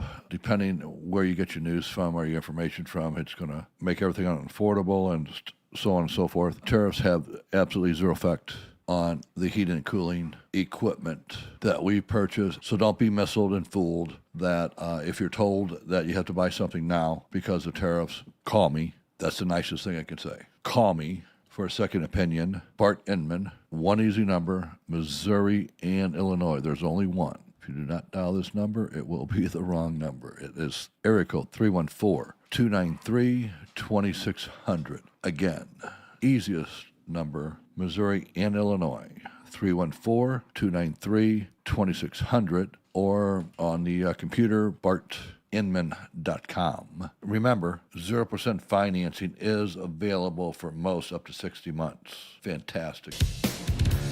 Where common sense rules the mic. 97.1 FM Talk. St. Louis Conservative.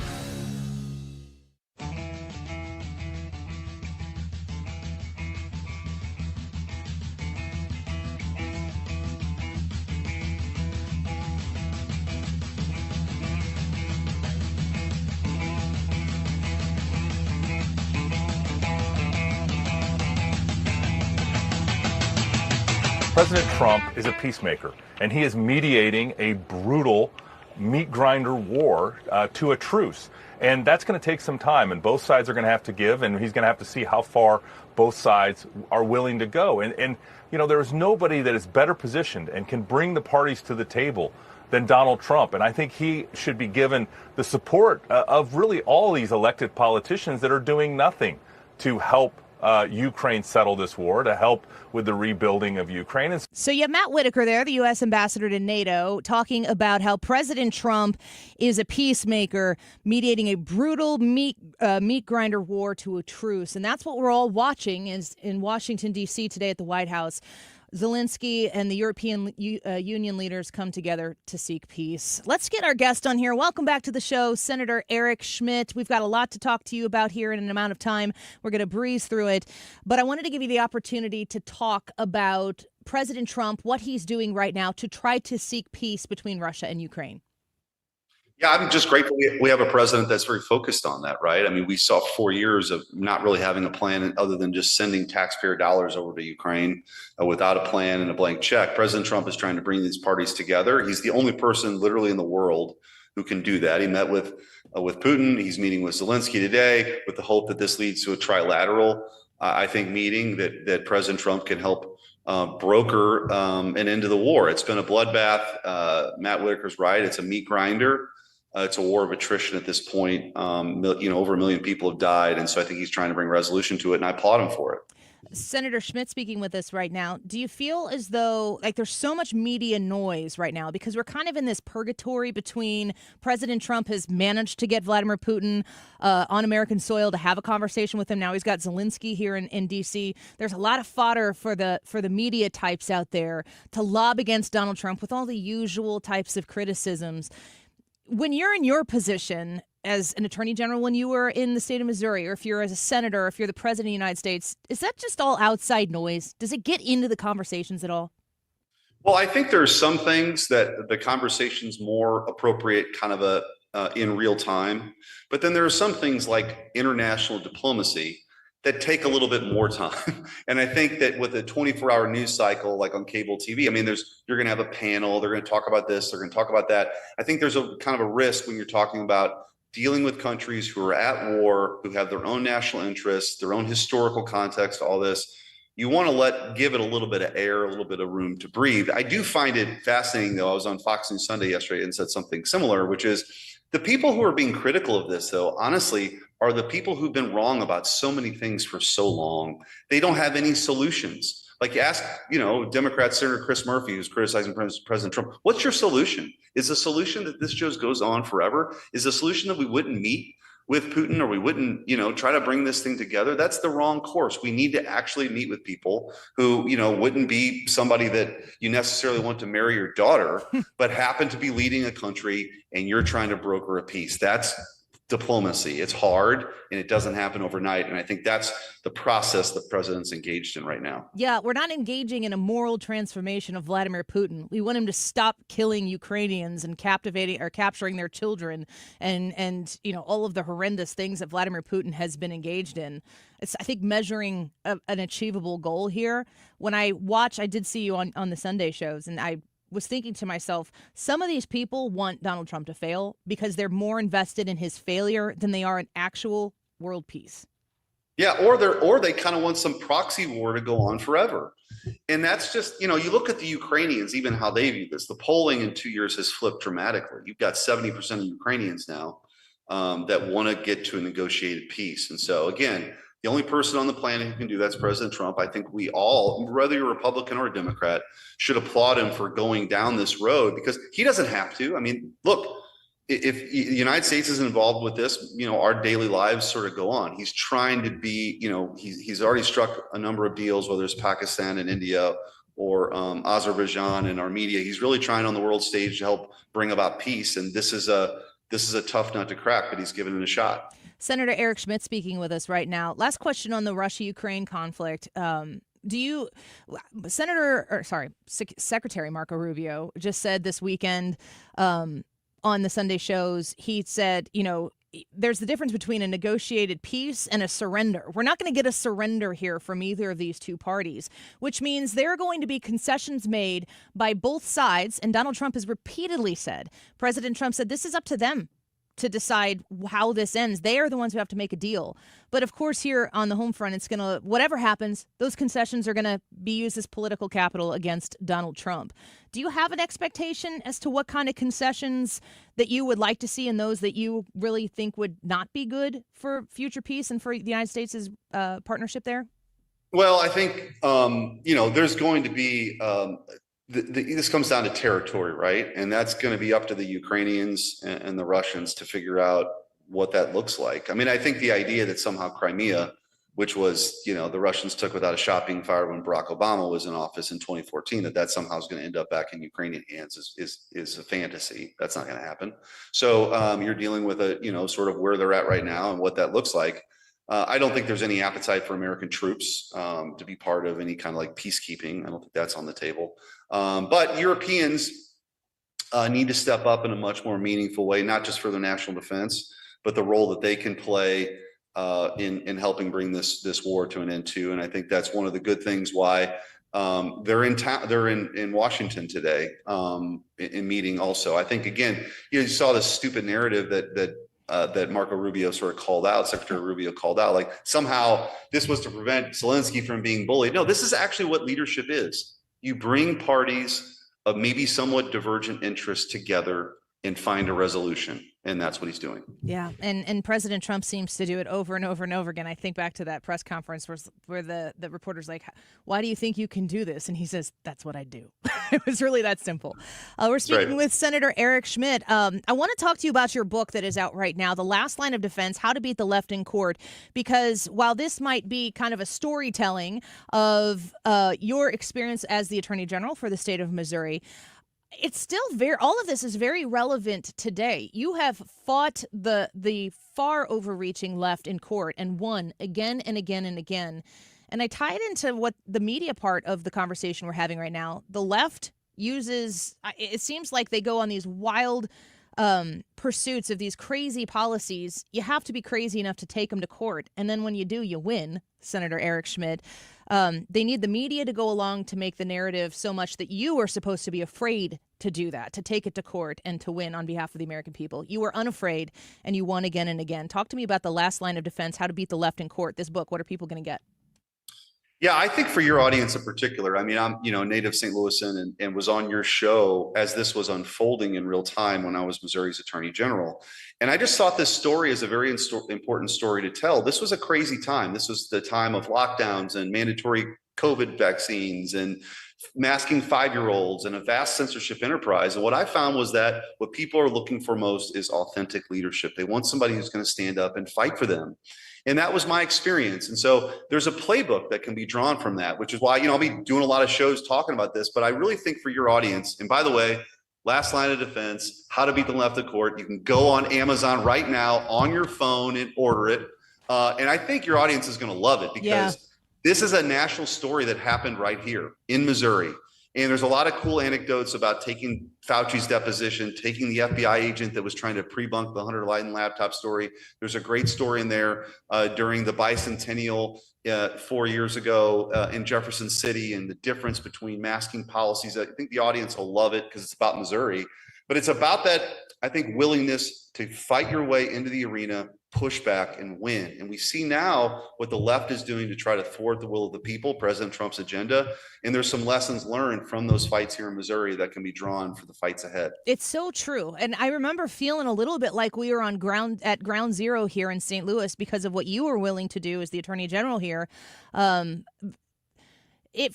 It felt very hopeless for people who felt like, I think that I'm a common sense person. Like, this stuff to me feels like it's absolutely crazy. Annie, what's interesting is, so I've never written a book before, but the process of this really, in the first couple chapters, basically that's the point. I said, let's get in the DeLorean and go back in time now to what it was really like in that moment. And if you remember, you had Sam Page and you had all these people shutting down restaurants.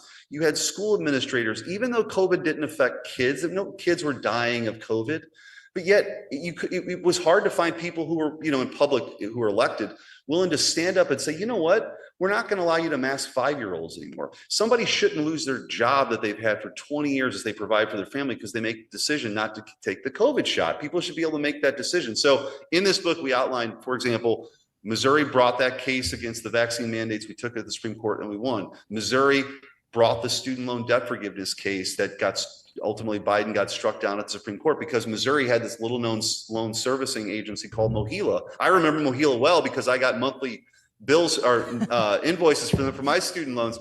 So we took, and then of course, probably the most infamous case is the Missouri versus Biden case, where we uncovered this censorship enterprise that was before Elon Musk had bought Twitter and before these congressional investigations. So ground zero of protecting people's liberties and fighting back of the Biden administration happened right here in Missouri. And I'm grateful to be able to tell this story about what it takes to push back and win. Well, the book is The Last Line of Defense, How to Beat the Left in Court, Senator Eric Schmitt's book. You can get it on Amazon. You can get it where books are available. One quote here from the book that I want you to comment on a little bit. We were on the front line of freedom and the last line of defense until Trump could return. The thought of what we were doing, watching you do here in the state of Missouri on behalf of people in all other states, including Illinois myself, I just looked it up. It was May of 2023 when Governor Pritzker lifted the emergency mandate in the state of Illinois, which is outrageous. But you say until Trump could return. How do you view what you were working totally against the grain in Missouri? How does that feed into Donald Trump's back in 2025? Yeah, again, if you go back in time, think about this. President Trump was out of power. His allies were out of power. It kind of fell to some relatively unknown figures, and I would put myself in that class, who were going to push back. And in looking back on it now, on the other side of the fever dream, which is what it felt like, right? I think it's easy now to not remember. There was police tape around playgrounds. They were censoring speech. Outdoors. Kids. By the way, we opened up a parent portal in Missouri where parents could reach out to us. There were kids who refused to wear masks, even though they didn't have to wear masks, who were put on stages in the middle of gyms, isolated from their classmates to humiliate them. Like, this is the world that we were living in. And we document that in the book. But I think the way I view it now more historically is that in this wild, crazy time that was defined by social unrest, lockdowns, and the Biden administration's overreach, we kind of held the line for the freedoms we hold most dear until the cavalry could come. And the cavalry arrived in November 2024 when President Trump was elected by the popular vote, even though they were trying to bury him, his family, bankrupt his family, put him in jail for the rest of his life. And so now that we're on the other side of it, what are the lessons that can be learned? And that's what The Last Line of Defense is all about. That's what the book's about. That's right. It is a playbook, a legal playbook, a call to arms. And the MAGA conservative is going to be interested in this. But I think a lot of people who maybe have woken up to how outrageous those times were and are watching Donald Trump succeed right now, if they want to take a peek back through your eyes on what was going on, how you saw it from a legal standpoint, from a patriot standpoint, The Last Line of Defense, How to Beat the Left in Court. Folks need to get this book. I can't wait to read it. I lived it there. You'll really like it because honestly, I was coming on your show when we would file some new lawsuit against, and we just kind of were methodically, and at the time they could have seemed like battles here or there. Yeah. But in the aggregate now, this really was the defense of our freedoms. And to this day, Annie, I'll still, when I'm at Schnucks, somebody will come up to me, typically a mom will come up to me and say, you know what, thanks for standing up for our kids when not a lot of people were willing to do that. So true. Yep, that's what it's about. That's why we play Can't Stop by the Red Hot Chili Peppers when Eric Schmitt is on the show, because we said, please don't stop. You're doing such a great job. We'll be checking out the book. Thank you so much, Senator, for coming on the show. It's always a pleasure to have you. Thanks, Annie. Take care. Bye-bye. Bye-bye. I can't wait to read this book. This is one that I think is going to be able to just, you can't put it down because when you've lived it, when you've experienced it, but now you get to get a peek behind the curtain as to how they were fighting it. People like Attorney General Eric Schmitt, when he was in the state of Missouri, this was like the first affirmation that the things that I was thinking, that you were thinking, like, this is crazy, right? What are they doing? You can't do that in America. That's nuts. And Senator Eric Schmitt then Attorney General Eric Schmitt is like, no, you can't do that. That's nuts. And also illegal. We're going to fight it. And he wins, and it makes you go, I don't think I'm crazy.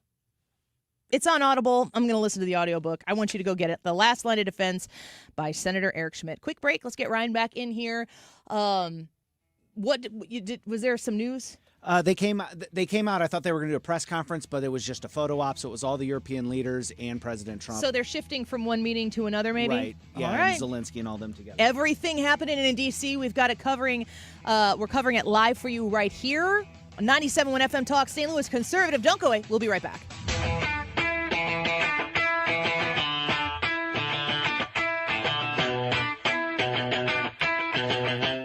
All right, I had a conversation this weekend with somebody, and I'm not going to give any details because I don't want people who are in my personal life to have an idea of who I was talking to. But this person came up to me and said, Annie, can I talk to you about hormone replacement therapy? And I'm like, yes, because I love talking to people about this because it feels kind of like a behind the curtain thing, and people want to take a peek. They've heard about it. Maybe they've talked to people like me who have gone through hormone replacement therapy. I'm on a thyroid therapy and a testosterone therapy, and it has wildly changed my life. It's made it so that I can be awake when I'm supposed to be awake. I can go to sleep when I'm supposed to be asleep. And folks, and this was kind of the crux of the conversation, I am so much more chill. I just have a chillness about my life. There are things that happen that don't seem like the sky is falling for me anymore. There's just a steadiness that exists. I feel like I'm up to the task of life. And now that I'm in my 40s and the things that you have to do, if anything, the responsibilities have increased, I can keep up with it. I can stay with it. And I can feel like me all day long. If you have ever considered, men and women alike, please consider making a phone call to Infinite Vitality and talking to them about how you can get your life back. I'm so grateful for them, and I encourage you to give them the opportunity to just have a conversation about how you can get your life back, too. 618-486-1888, 618-486-1888. Mention Annie. You're going to get a credit towards hormone and weight loss services. Infinite-Vitality.com. Scott Jennings here. I'm excited to be part of the St. Louis conservative conversation, cutting through the noise with unfiltered common sense. Catch the Scott Jennings Show weekdays at 8 p.m. starting August 25th on 97.1 FM Talk. Flashback to 1985 when the hair was big, the colors were bright, and the Cards were the National League champs. Don't miss 80s night at Busch Stadium on Friday, September 5th. With a special themed ticket, fans will take home a throwback 1985 National League champs crew neck sweatshirt. Plus, jam out to your favorite 80s hits at a pregame concert by Decade of Decadence. Get your tickets now at cardinals.com/theme. This is Willie McGee, St. Louis Cardinals for the loop. Hola amigos, this is Polo Asensio, Spanish broadcaster for your Cardenales, inviting you to Fiesta Cardenales presented by State Farm on September 7th. With a theme ticket, fans will take home a lightweight Cardenales hooded pullover. Don't miss a special heritage celebration in Budweiser Terrace before the game. A portion of each ticket sold will benefit the Hispanic Education, Cultural, and Scholarship Foundation.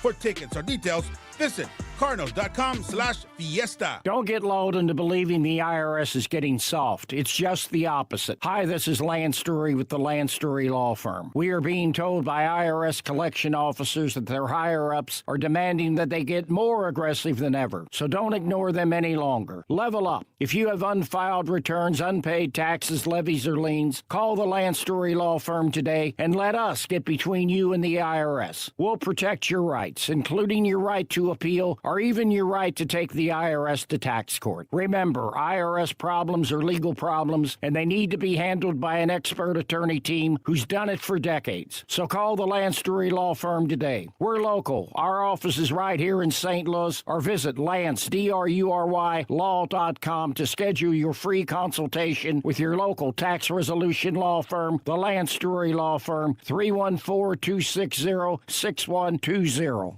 The choice of a lawyer is an important decision and should not be based solely upon advertisements. President Trump now meeting with European leaders, and we are going to bring that to you right now. The YouTube live chat poll is about President Zelensky's suit, though. Let us know if you think he should be dressing up or dressing down, or does it matter to you? Let us know. That's the YouTube live chat poll. It's 153. This time check is sponsored by Jerry Kelly Heating and Air Conditioning. It's time for a $98 AC tune-up. Annie Fry, Ryan Wiggins, Brad Range. It's the Annie Fry Show.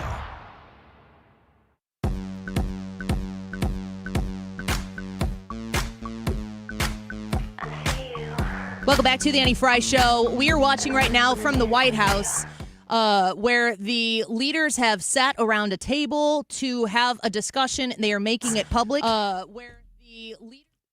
So we are going to tune in here in just a moment and listen. President Trump sitting center of the table with it looks like five people on each side of the table.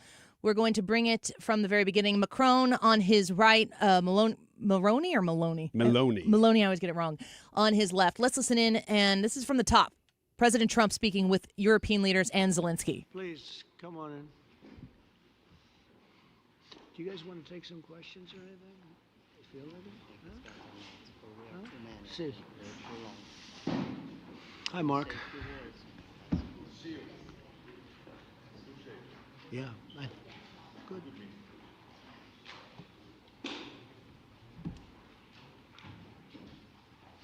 Well, thank you very much. It's a great honor to have you here. Special place. White House is special no matter where you're from. Represents so much, and it really is beautiful. And thank you for all of the wonderful things that took place today. We've had a very successful day thus far. And important discussions as we work to end the killing and stop the war in Ukraine. We're all working for the same goal, very simple goal. We want to stop the killing, get this settled.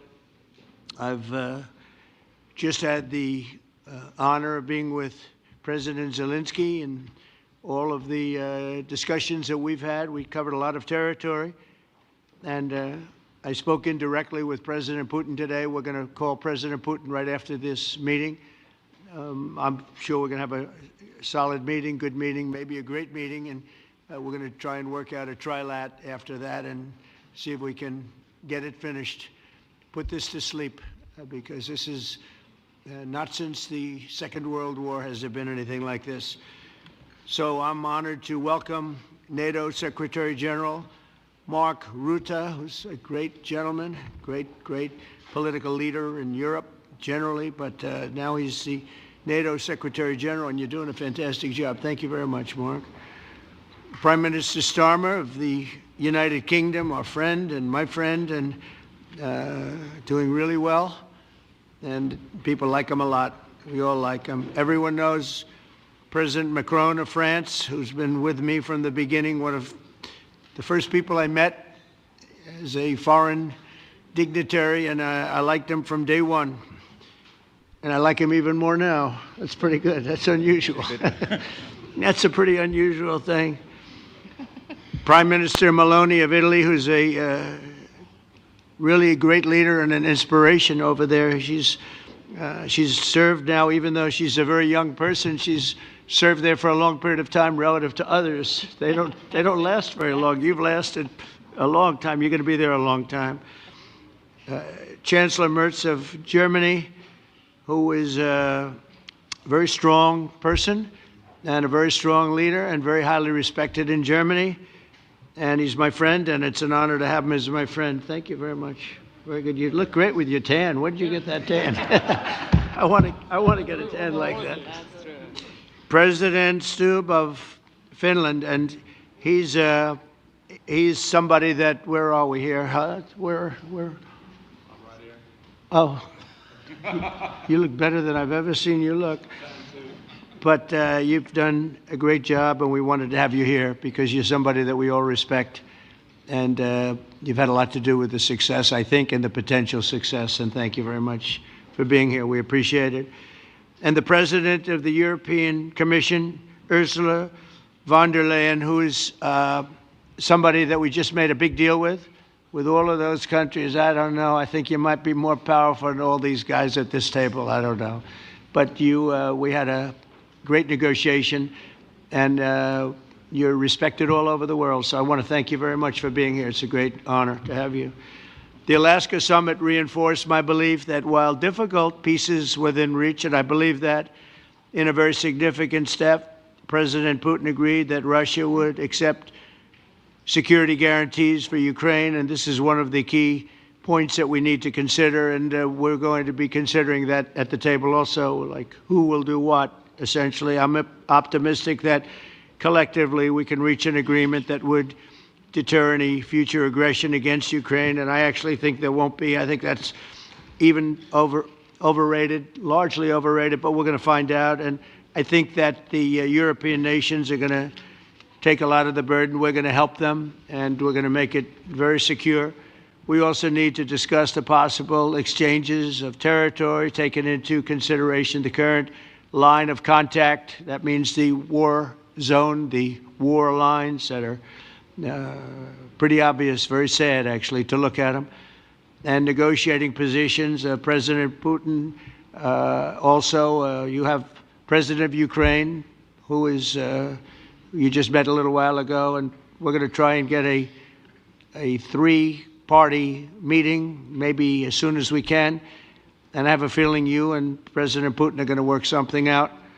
Ultimately, this is a decision that can only be made by President Zelenskyy and by the people of Ukraine working also together in agreement with President Putin. And I just think that's very good things are going to come of it. So I hope we have a good meeting. And if we can have a good meeting, I'll set up a meeting with President Putin.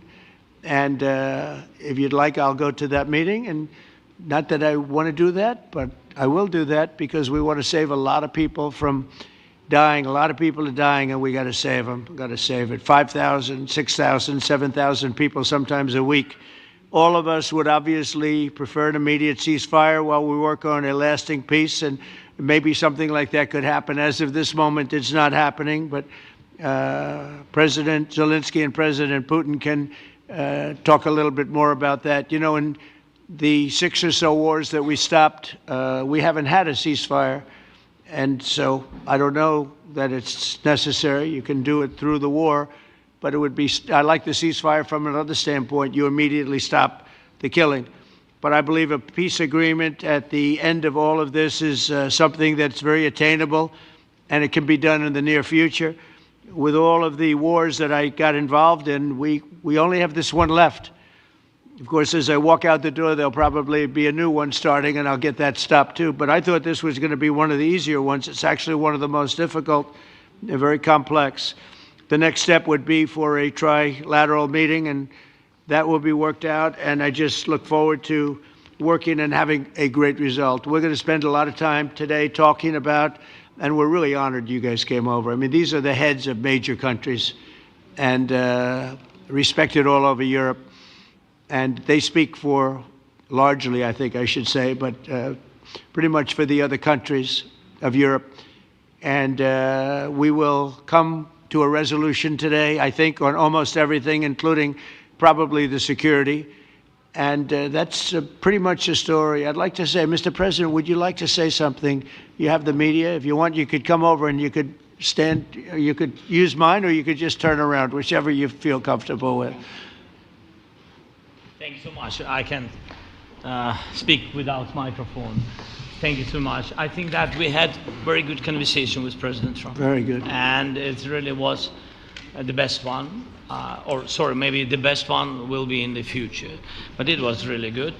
And we spoke about very sensitive points. The first one is security guarantees. And we are very happy with President that all the leaders are here, and the security in Ukraine depends on the United States and on you and on those leaders who are with us in our hearts. They have been online before yesterday, and etc. So a lot of countries on the side of Ukraine, our people, and all of us want to finish this war, stop Russia and stop this war. We spoke about it, and we will speak more about security guarantees. This is very important that the United States gives such strong signal and is ready for security guarantees. The second point, or maybe the first, humanitarian direction, very important to exchange all the prisoners, and I think that President will help. And I was very thankful to your wife again, Mr. President, for the letter about our abducted children, and I hope that really it can be a historic role for the people to bring kids back to the families and be happy and Get their the people families. back, yeah. Yes, this is so important, and I'm happy that we discussed it, this track with the President Trump, and I hope that we will find decisions.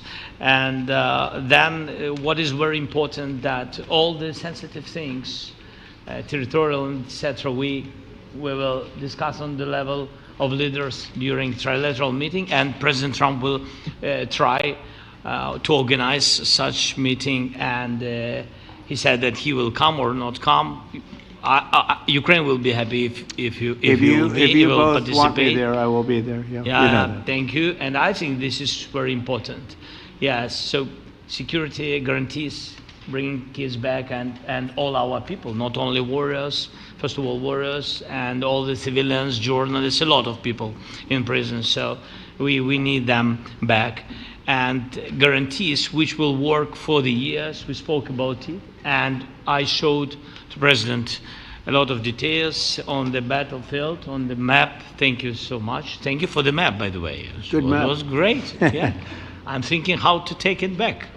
We'll get you. No. I think that we had constructive, specific meeting, and I'm very thankful to all the leaders who are here, and you help a lot, and so we are happy that we have such big unity today. Thank you, Mr. President. Thank you very much, for hosting us. Mr. Thank you. President. I think you'll see that President Putin really would like to do something else. I think when we set that up, when we do, I think it's going to be when, not if. I think you're going to see some really positive moves. I know there's over 1,000 prisoners, and I know they're going to release them. Maybe they're going to release them very soon, like immediately, which I think is great. But we're going to set that up today after this meeting. So very good and great remarks. I appreciate it.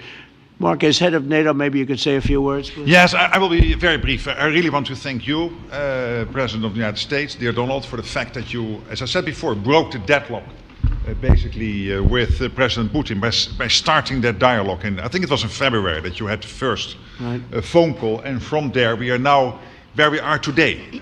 And that is, I think if we play this well, we could end this. And we have to end this. We have to stop the killing. We have to stop the destruction of Ukraine's infrastructure. It is a terrible war. So I'm really excited. And let's make the best out of today and make sure that from today onwards, we get this thing to an end as soon as possible. I really want to thank you for your leadership, what you are doing for Volodymyr, but of course also all the European colleagues. It is really crucial. And the fact that you have said, I'm willing to participate in the security guarantees is a big step. It's really a breakthrough, and it makes all the difference. So also thank you for that. Well, NATO also has agreed from 2% to 5%, which is something that is a massive amount of money. And it's 2% that wasn't always paid to 5% that is paid. That's a big difference. And so we appreciate that. That was a great move. Thank you very much. Ursula, maybe on behalf of the Commission, you could say a couple of words. Yes. Thank you very much. It's a pleasure to be here. And it's a very important moment. Indeed, we are here, Europeans, as friends and allies. We had a fantastic NATO summit. Together as the two largest and biggest economies in the world, we had the largest trade deal ever agreed. And now we are here to work together with you on a just and lasting peace for Ukraine. Stop the killing. This is really our common interest, stop the killing. And indeed, it's very good to hear that we're working on the security guarantees, Article 5 life security guarantees, so important. But I want to thank you also that you mentioned the thousands of Ukrainian children that have been abducted. And as a mother and grandmother, every single child has to go back to its family. This should be one of our main priorities also in these negotiations, to make sure that the children come back to Ukraine, to their families. Thank you. And we did. I was just thinking we're here for a different reason, but we just a couple of weeks ago made the largest trade deal in history. So that's a big thing, and congratulations. That's great. Thank you very much, Ursula. Mr. Chancellor from Germany, a very great leader. Mr. President, Please. dear Donald, many thanks for having us today. I think this is extremely helpful that we are meeting and hearing that the two of you are having such a good meeting today here in Washington. The next steps ahead are the more complicated ones now. The path is open. You opened it last Friday. But now the way is open for complicated negotiations. And to be honest, we all would like to see a ceasefire, the latest from the next meeting on. I can't imagine that the next meeting would take place without a ceasefire. So let's work on that, and let's try to put pressure on Russia, because the credibility of these efforts we are undertaking today are depending on at least a ceasefire from the beginning of the serious negotiations from next step on. So I would like to emphasize this aspect and would like to see a ceasefire from the next meeting, which should be a trilateral meeting wherever it takes place. Well, we're going to let the president go over and talk to the president, and we'll see how that works out, and if we can do that. I will say, and again I say it, in the 6 wars that I've settled, I haven't had a ceasefire. We just got into negotiations, and one of the wars was, as you know, in the Congo was 31 years long. Another one that we settled last week with 2 great countries was 35 years going on, and we had no ceasefire. So if we can do the ceasefire, great. And if we don't do a ceasefire, because many other points were given to us, many points were given to us, great points. Please, Georgia, go ahead. Well, thank you very much, Donald, Mr. President, for hosting us today in this important meeting. And I think it is an important day, a new phase, after 3 years and a half that we didn't see any kind of sign from the Russian side that there was a willing for dialogue. So something is changing, something has changed, thanks to you. Thanks also to the stalling in the battlefield, which was achieved with the bravery of Ukrainians and with the unity that we all provided to Ukraine. And the reason why I mention it is that we also have to remind that if we want to reach peace and if we want to guarantee justice, we have to do it united. So that's why it's a very good day, the one we are in. You can obviously count on Italy as it was from the beginning. We are on the side of Ukraine, and we do absolutely support your efforts towards peace. We will talk about many important topics. The first one is security guarantees, how to be sure that it won't happen again, which is the precondition of every kind of peace. I'm happy that we will discuss about that. I'm happy that we will begin from a proposal, which is the, let's say, Article 5 model, which was Italian at the beginning. So we are always ready to bring our proposals for peace, for dialogue. It's something we have to build together to guarantee peace and to defend the security of our nation. So thank you, Mr. President, for hosting us. Thank you very much. Emmanuel? All right, we got to go to a break. That's what we got to do right now. They've gone around the table. Emmanuel Macron about to speak right now as well. I think there's maybe a few more people to talk, but I definitely wanted to listen to Meloni speak. If you haven't gotten a visual of what you're seeing here, this could be, and we should do this before anyone else does it, but we won't have time. Like, who are you in a business meeting? Because which country are you? Because I am Italy. She sits there. She's kind of got an RBF thing going on, but I love it. because she is fierce and she is powerful from Italy. The NATO secretary, he's literally sitting at his chair with his right arm over the back of the chair, kind of just leaning comfortably in his chair. Maloney is sitting there and she looks like she's ticked, but she just gives the best facial expressions. They're never really like super joyful. And she's always, when the camera's not on her and you can still see her, she's not trying to put on some sort of I love it. She's just kind of looking around like she looks bored sometimes. She's thinking about something else. I don't know if you can appreciate this the way I can appreciate it as a woman, but I think we've had these conversations before. Women in her position, you've heard me talk about people who would be like, Annie, smile.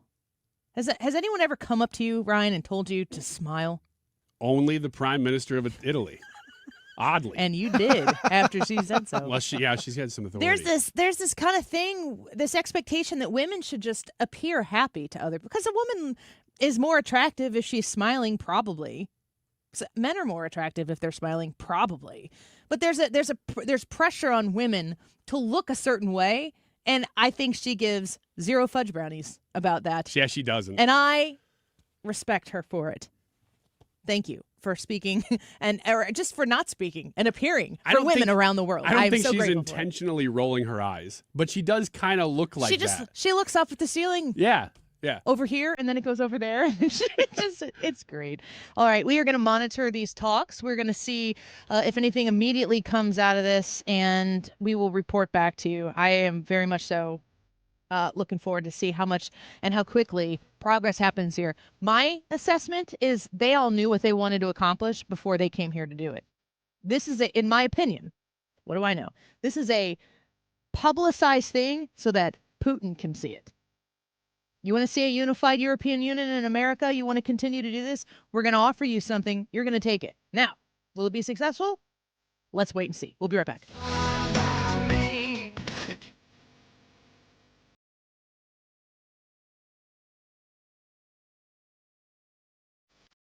Stewart's American Mortgage and the Bagel Loan. I met with Stewie on Friday because you've heard me talking about building a house. And when it comes to mortgages, Stewie's my guy. I trust him completely. Now, if you are looking to buy a new home, a little bit different than a construction loan situation, certainly. But if you're looking to get a new mortgage, refi your current one at rates as they have dropped a bit, or if you're looking to buy a home and you're going to need a new fresh mortgage, why would you pay closing costs on that? Why would you pay the thousands of dollars that have to come out of your pocket, maybe come off the amount that you're willing to offer for the home to become a competitive buyer? All of that, you don't have to pay closing costs when you use a Bagel Loan with Stewie. And if you feel like you're not sure, like, I don't know, we're going to buy a house and my realtor has a mortgage guy, I bet you that mortgage guy is great. I bet they're good people, all that. But I'm just telling you my experience of being a 2-time client of Stewie's, potentially a 3-time client here in the near future. I trust him, and he gives you a great deal. No closing costs. It's hard to beat that anywhere else. The Bagel Loan is only with Stewie at Stewart's American Mortgage, and he's a phone call away. So just start the conversation. 314-324-4440. 314-324-4440. Google the Bagel Loan, NMLS number 226715. KFTK FM Florissant from the Kaufman Townsley St. Louis's Injury Lawyers Studio. Call 314-500-5000. That's 314-500-5000. All on the free Odyssey app. Hi, I'm Bob Kershaw with Retirement Advisory Group. Are you worried about market volatility? Are you concerned your money won't last you through retirement? Hi, I'm Tammy Kershaw, and as a family-owned business, we are committed to protecting your retirement, whether you're nearing retirement or already retired. We have a lot of folks that aren't aware of all the new investment choices that are available, which give you growth and protection from losses at the same time. Are you aware of all the fees that you are currently paying? We can show you how to avoid those fees. So come in now for your free retirement review and get a second opinion on your retirement plan. And just for coming in, you'll get a copy of our latest edition book, Your Key to a Worry-Free Retirement. Let us show you how to retire with confidence. We are proud to say we haven't lost a penny of our clients' money in 39 years, and we won't lose a penny of yours either. Let our family help your family. Call us now at 314-993-9494 or go online to retirementkey.com. That's retirementkey.com. We, without hesitation, recommend that anybody work with ThrottleNet. The experience will be as good as it's been for us, for anybody, because you'll get a true partnership and you'll be able to rest easy that you're going to get the service that you need while they're also doing all those things that you don't want to have to think about, that you don't want to have to worry about. They're always doing that in the background for you. Don't wait for your next IT crisis. If your business depends on technology, you need a partner that's got your back. Contact ThrottleNet.com to get a free IT evaluation and see how we can support your IT everything. As the old saying goes, size matters. At Morgan & Morgan, we have over 1,000 lawyers and nearly 6,000 people on staff. But at the core, this is and always has been a family business. Our family watching out for your family. Call us or email us 24 hours a day, 7 days a week, even on a Saturday or a Sunday. And if you ever have a problem, call our mom. Morgan & Morgan. For the people and your family. Injured? Dial pound law or visit forthepeople.com for an office near you. This station is now conducting a test of the emergency alert system. This is only a test.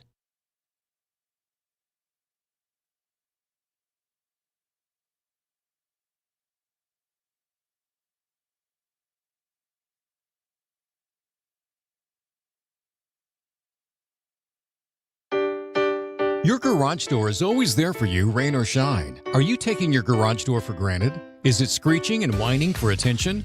Trust Overhead Door Company of St. Louis to keep your garage door reliable. Maybe the old weather stripping needs replaced to keep out the cold and hot air. Call Overhead Door Company of St. Louis, trusted here since 1926. For same-day service, call 314-781-5200 and schedule online at overheaddoorsstlouis.com.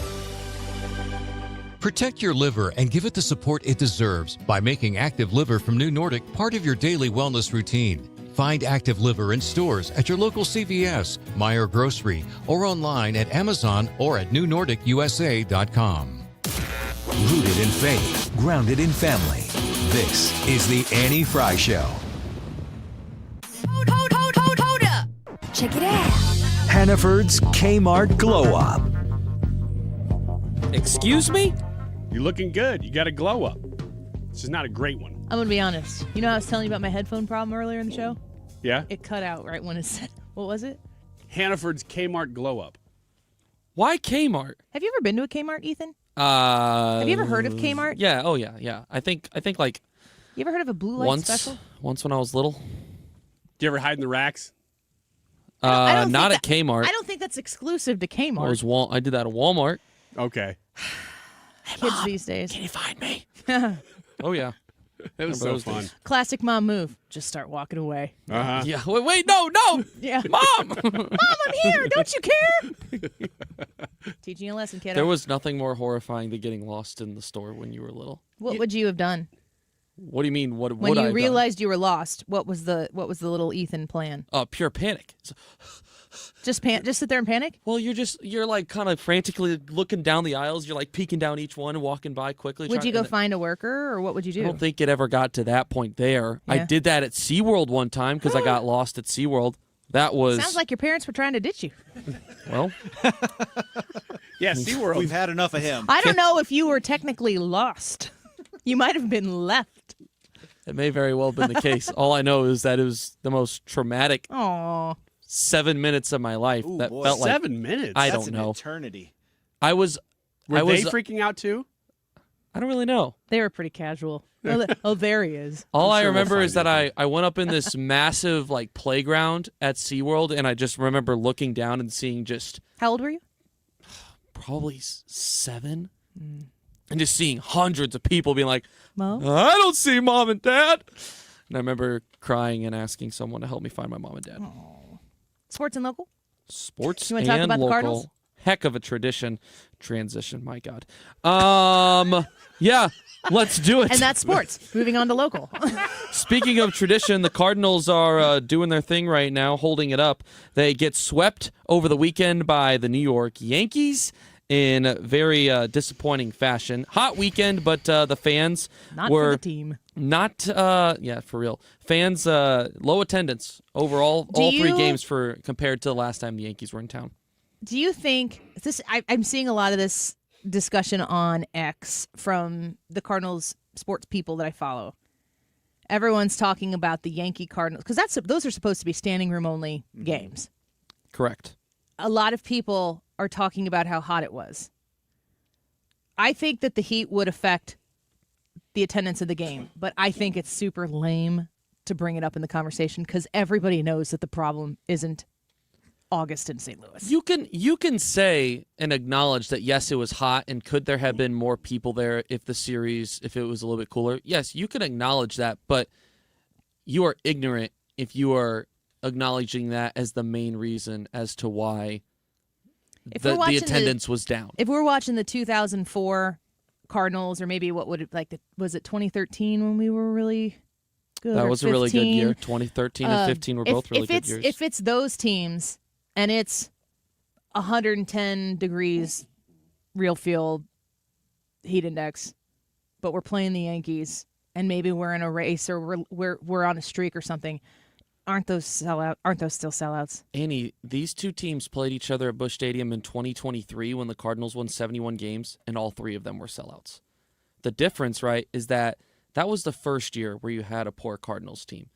We're on to year 3 of that, and fans are tired of it. Just not willing to withstand the heat, literally, to go watch the Yankees be in town. I found it very interesting to see, because we watched some of those games, and I thought to myself, gosh, the Yankees are bringing people out, because there was an obvious difference in attendance because the Yankees were there, and it actually made me sad, because I thought this is what the Cardinals usually do everywhere else they play, and now we are relying on another team to bring the fans out in our own stadium. I was at Friday's game, and there was a point where I remember hearing cheering and thinking to myself, oh, we did something good. Was it Paul Goldschmidt?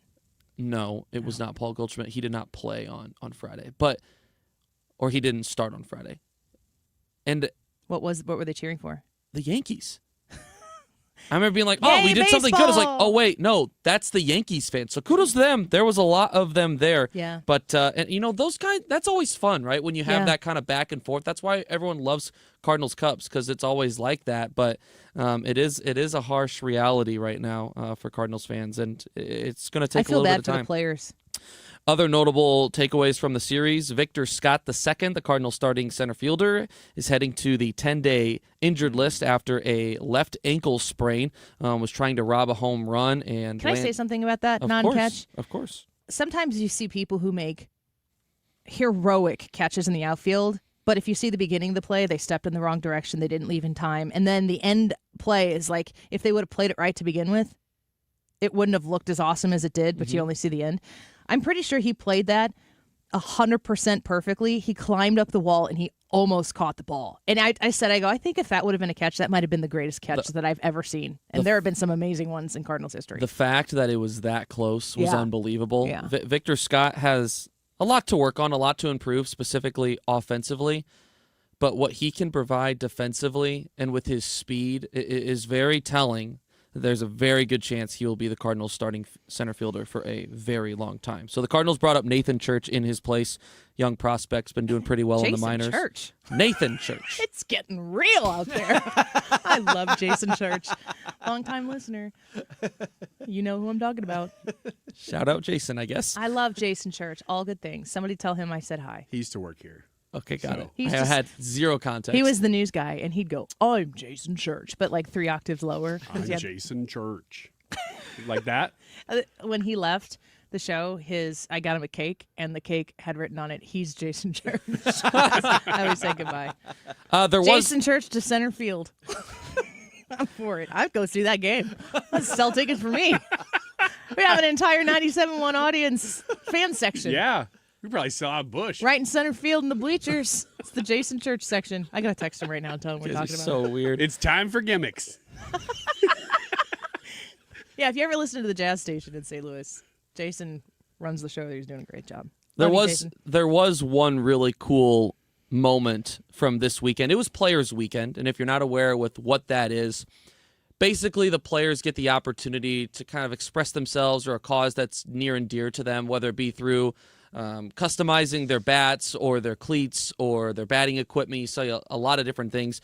And Cardinals catcher Joel Pozo had a really, really cool purpose behind his, where he had a custom bat that had a bunch of kid painted handprints all over the bat. And he had gone to Mercy Hospital a couple of days prior to the weekend series, and he let the sick kids at the hospital paint his bat, custom paint his bat. And the reason that he did this is because back in 2020, when his son Paul was born, Paul had several strokes very shortly after birth. Now, Paul, unfortunately, was able to overcome them, but Pozo talked about his understanding of how the state that the parents are in right now and how hard it is because he's been in that spot. Pozo also overcame homelessness, around that same time because the medical bills were so tough for him and his family.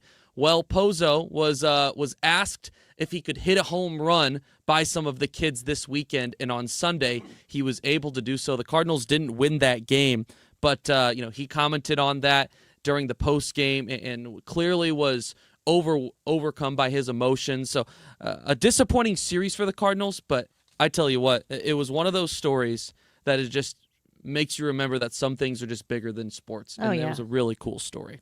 Along with Players Weekend, I think Mason Wynn had Charizard cleats. He did, yep.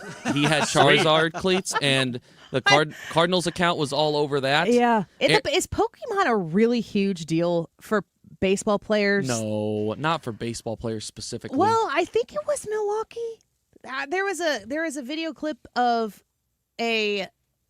I think it was the Milwaukee Brewers. They were in the locker room and they had opened up a pack of cards and they were videoing it. I'm just like, I'm gonna be honest. Pokemon still seems nerdy to me. Well, it's a niche, right? Like, I mean, you think of the age of players, right? It's getting younger and younger, and a lot of them, Pokemon was big around the time when they were growing up. So I imagine, I'm sure there's a handful of players out there. I'm sure there's a portion that are a fan of it, but I wouldn't say it's like an overwhelming Pokemon is, Maybe I'm in the Pokemon there's algorithm a massive and I'm just being correlation. You might be.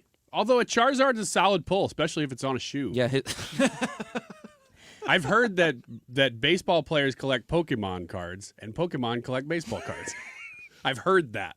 I don't know that that's true, and I'm have to source that. But sometimes Ryan tells jokes, and he's so amused by him, he can't swallow the smile until he's through the joke. There was a player. That was one of the jokes. There was a player for the Phillies. We're all having a pretty good time. There was a player for the Phillies this weekend that came out with a quote basically explaining why he collects Pokemon cards over baseball cards. And he basically said that the reasons that Pokemon cards never change. Like baseball cards, guys change jerseys and they change teams and all these things. Pokemon cards always stay the I same. think it'd be fun to have like a Pokemon card signed by Shohei Ohtani. That would be cool. A rare card. Awesome. What would you do with that? What if it was a crappy character, though? Like, hey, I got Shohei Ohtani's autograph, but it's on Magikarp. I think it's Magikarp. All right. Anything else you got to get to before we wrap here? Ethan? Yeah, real quick before we wrap here, just letting the people out there know in case they do know any information or have any information. 4 different organizations have offered up to $42,000 in combined rewards for information leading to the arrest and conviction of the people that were responsible in setting the cars on fire and writing the Death to IDF message on that street in Clayton.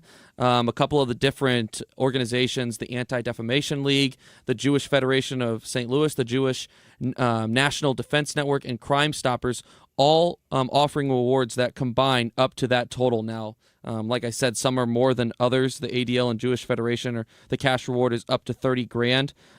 So you can go ahead and submit those tips to Crime Stoppers at 1-866-371-8477 if you know any information, and be sure to look up those other spots as well if you have any info, because obviously you want justice for those hate crimes that occurred in Clayton, Missouri. All right. Yeah, definitely. Thank you for following up on that. Real quick, let's take a quick break. I would like to discuss just briefly in the next segment our thoughts on President Zelenskyy's attire. Does it matter if Ukraine President Zelenskyy wears a suit? Yes or no? I would also like us all to determine when we come back whether or not we think he is wearing a suit or not, because he wore the one thing that might exist in between both worlds today. I know a lot of you, I'm surprised actually at how many of y'all don't necessarily really care, but I'm still looking at the poll right now. We've got 200 votes in, and it is incredibly close. So it certainly is a divider of people, what President Zelenskyy wears to an event like this. Go vote in the ATTIRE YouTube channel. Keep it right here. Stream us live on the Odyssey app. We'll be right back.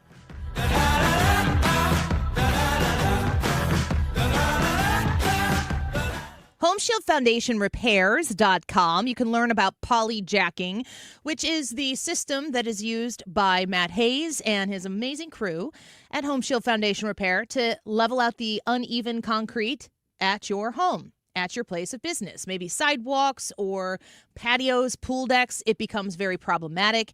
It is a safety hazard. You know this, and maybe it's gotten worse over the course of this year. You need to fix it, and you need to know who to call. Call Matt Hayes. 314-227-9636. 314-227-9636. That's the number to call and talk to Matt Hayes about what your situation is. Invite him out. He can take a look at it before he quotes you anything. He'll need to know what exactly is going on.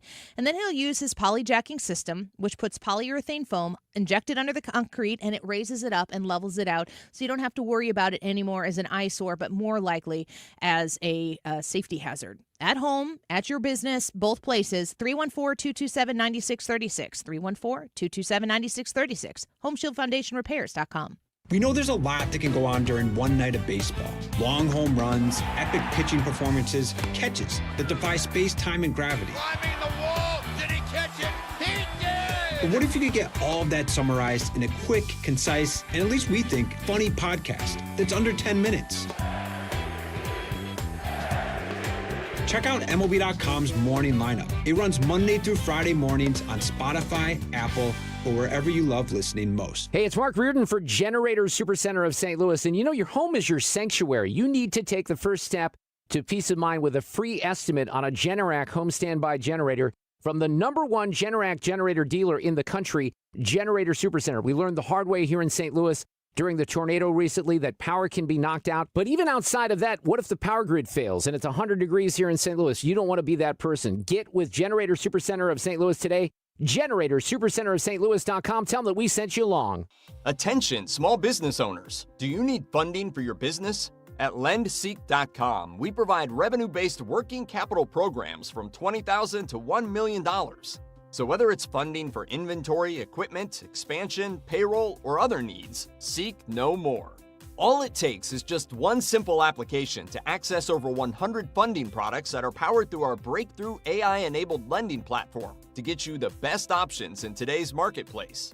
If you've been in business for at least 1 year with monthly revenue of at least $50,000, you could receive the business funding you need when it matters most, regardless of your personal credit score. Funds in your account in just 24 hours with no collateral, no prepayment penalties, and no restrictions on how you use the funds. There's no obligation and zero out-of-pocket costs. So apply for the business funding you need today at lendseek.com. That's LENDSEEK.com. Calling all future sportscasters. Sharpen your skills and learn from the best of the Missouri Broadcasters Association Sportscasters Forum Tuesday, September 16th in St. Louis. Join Cardinals beat reporters, broadcasters, and the legendary John Rooney, the voice of the Cardinals, for insider sessions on play-by-play, interviewing, reporting, and more. Then cap the day with the Cards-Reds game at Busch Stadium. Open to college students and broadcasting pros. Just $10 for students, lunch, and a game ticket. Space is limited. Register by September 2nd at MissouriBroadcasters.org. The YouTube live chat poll today is adjacent to the news. It is, does it matter if Ukraine President Zelenskyy wears a suit? Yes or no? Let us know what you think. The last I heard, this was pretty close, so your vote is going to make a big difference. 236. This time check is sponsored by Jerry Kelly Heating and Air Conditioning. It's time for a $98 AC tune-up. Consistently right. It's a ritual. 97.1 FM Talk. St. Louis Conservative. There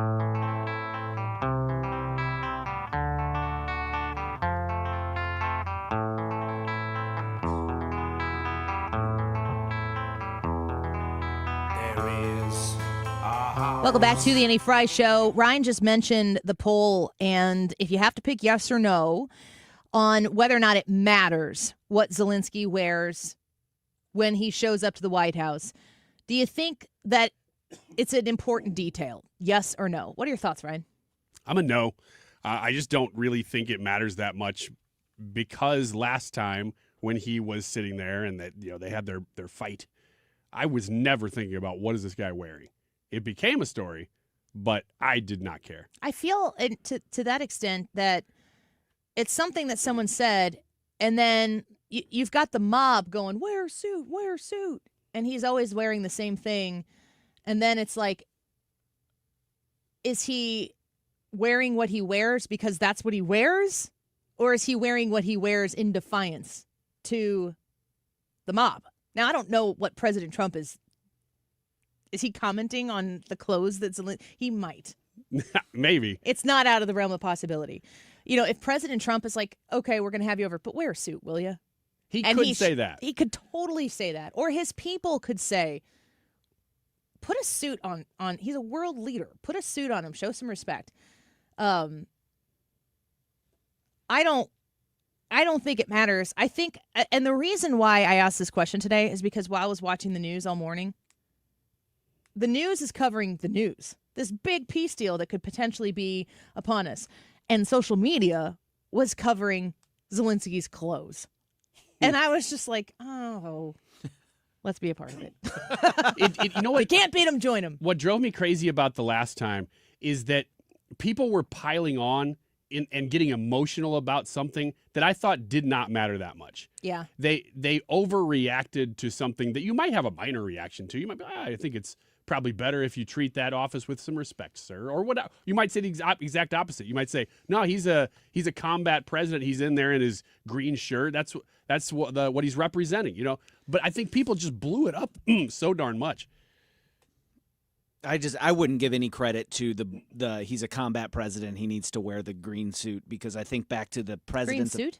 Well, the green shirt, the military fatigues that he wears, or the operator sweater thing that he wears. I look back at FDR, who was a wartime president, Truman, who was a wartime president. I looked at Churchill, who was a wartime president. They all wore suits whenever they would meet with other world leaders. The only one... Yeah, but that's old-timey. Yeah, but that's still... Look at what people wore on the airplanes back then. People barely wear clothes when they fly right, now. But in that same picture, then you have Joseph Stalin, who's there in his military fatigues. So the person that didn't wear it was the person from the Eastern Bloc country that Battling.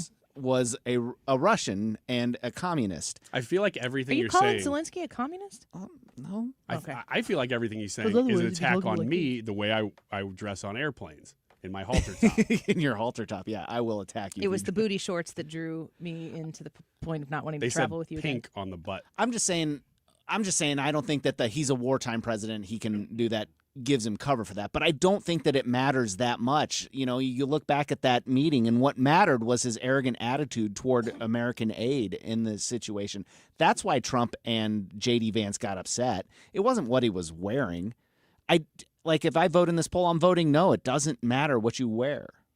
But you know who he reminds me of today? Brad or Zelenskyy? Zelenskyy. Okay. Regis Philbin. Let me explain. You're gonna need to. Because when Who Wants to Be a Millionaire came out, Regis Philbin busted the norms. Nobody was doing what he did.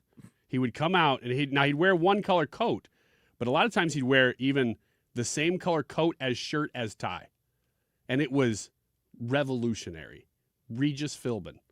Today, what I see from the president of Ukraine reminds me of Who Wants to Be a Millionaire. Except it's Who Wants to Be a Billionaire on our tax dollars, huh? You guys? What? That bell doesn't work either. It's like, that's better. There we go. I want to set a scenario in front of you guys and get your thoughts on it. It has nothing to do with Russia, politics, or anything. It has to do with parenting. Your kids have phones? No. When will they get them? Maybe when they're 23. So, in reality, you don't feel like it's on deck at all. We haven't even talked about it. And how old are they? The 11. oldest? 11. Oldest are 11. They play sports. They travel a lot. Like, they're in places. Are you always at practice with them, one of you? Do you stay or do you drop them off and leave? It's a mix. I think when you start leaving your kid quite often at places, then it starts to creep in. Like when your kid is away from you and you're not staying or supervising anymore, that's when it starts to creep in. Like maybe they need to have a way to contact. That's the only time I ever think about it, is to think, is there anybody here who he trusts enough, who he could go to if there's an emergency, who would be able to call me? And usually the answer is yes, but it is where I start to think about it. And as you get older, you think to yourself, like, what if they just needed a straight line to me? But it comes with so much. All right, I'm going to set the table for you. I've talked to you about this Facebook group I'm in, Parenting in a Tech World. And again, Parenting in a Tech World. It's the Facebook group I'm in, and I read things that people put their experiences out there, and then they had, like, this particular post was posted 3 hours ago, and there are 447 comments on it. Okay. But it's interesting to me for various reasons. Let me set the stage and read to you the post. I occasionally go through my 14-year-old's Apple Watch messages. So we're talking about a 14-year-old kid and a parent talking about their experience. When I have a gut feeling, I go through these messages. Side note, my son is the kindest person ever and so respectful. Every single teacher he has told me this. Every single person I meet praises his behavior. A girl he's known since 6th grade has been texting him, and her friend texts him as well. The friend texts him when he doesn't respond to the other girl's text or tells him to talk to her. He doesn't want to talk to either of them, and he said it politely in his text messages. The girl he's texting, her friend's dad, messaged my son saying to leave her alone. In his response, he said, "Okay, I've asked to be left alone." And the dad responded with, quote, "You're done." The parent says, "I'm so lost. Do I talk to my son about this? I'm angry that a parent messaged my son without knowing full details and accusing him of being rude." Let's take a quick break. When we come back, get your thoughts on this particular situation. When you are parenting teenagers right now and there's communication devices and social media and all of these ways of never being able to unplug from the social life that you're trying to live. You never feel, it's always a pickup of the phone away for these types of things to go on. It is so difficult to parent in it. Let's discuss this particular situation when we come back, and we'll get the results to today's poll. Does it matter if Ukraine President Zelenskyy wears a suit? Yes or no? We'll be right back.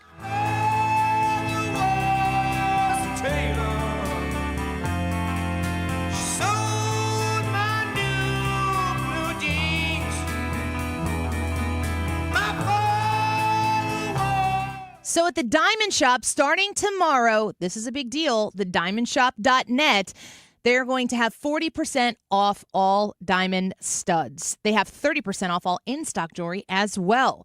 I think diamond studs are a wonderful, timeless gift to give. They are always going to be in style, always, always, always. And one of the things I really like about the Diamond Shop, they have the ability to like upgrade your diamond studs. So if now you're in a position to get newer, nicer, bigger, whatever ones, you can utilize the ones you have bought from them kind of as a down payment on them. But I want you to think about Christmas as it's coming up. Yes, that seems crazy, but we are almost done with August. Whew, that's a wild one. Think about gifts, gift giving. Think about marking a special occasion. Maybe it's something out in front of you and you want to plan for it. You can have 6 months same as cash financing when you work at the Diamond Shop, when you go to the Diamond Shop, I should say. And you're going to be guided through whatever the gift is that you're pursuing. They're going to be able to match you with something that fits your budget and fits the person you're looking to buy from. You're going to feel so confident walking out of the Diamond Shop. You'll be back, I promise. TheDiamondShop.net. 97.1 FM Talk is proud to support the Make Missouri Pro-Life Again banquet. Mark Cox here. Join me Monday, September 8th at the St. Charles Convention Center with special guest speaker Laura Trump. Learn more at 971talk.com/events. When's the last time you gave your home's exterior a little love? Hi, it's Kim, and if your siding is cracking, it's fading, or just doesn't stand up to our St. Louis weather, it's time to call Lakeside Renovation and Design because they're experts in James Hardy siding, which is this durable, low-maintenance option, and it looks beautiful. Plus, you have customizable colors and textures, and so you can give your home a completely new look while protecting it for decades. Don't wait until the small problems turn into big ones. Visit lakesideRD.com to schedule your free consultation. Attention St. Louis Medicaid members. If you need assistance with daily living, you can receive a free service from Freedom Care in your own home from a loved one who lives with you. With Freedom Care, you decide who provides your daily care, helping you with preparing meals, bathing, laundry, transportation, and more. A family member or friend that gets paid weekly. This Medicaid program is available to eligible St. Louis residents. New to Medicaid? The Freedom Care family will guide you through enrollment, making it stress-free for patients and caregivers. With over 7,000 five-star Google reviews, we've perfected at-home care for Medicaid members and caregivers. If you live in the St. Louis area, this service is available through Medicaid, and with our InstaPay app, caregivers can choose to get paid weekly. So go to freedomcare.com now, or for faster service, call 314-697-4912. 314-697-4912. That's 314-697-4912.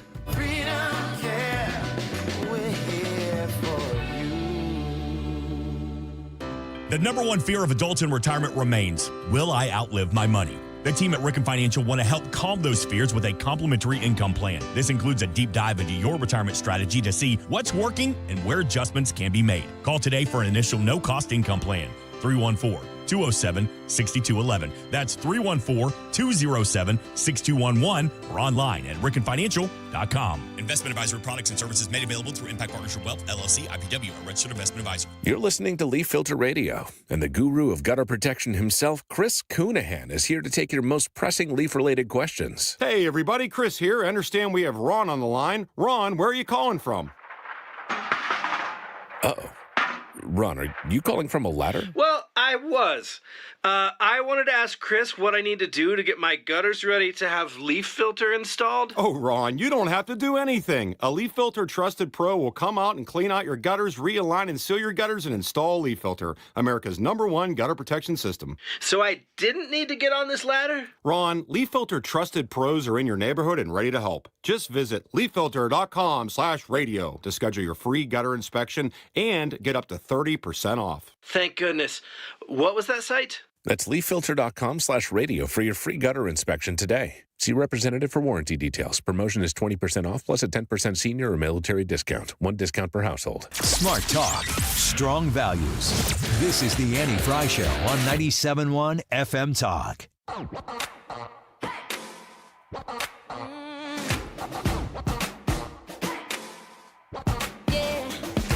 We are the colors outside of the lines, and we paint a picture so one of a kind.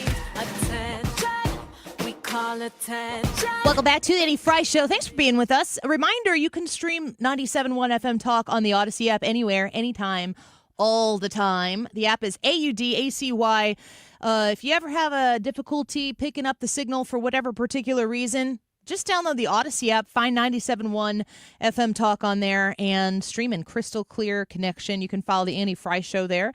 And, for instance, while you're listening to us right here, we're going to hand it over to Mark Reardon in about 10 minutes, and you just keep it right there on 97.1 and keep on streaming the station.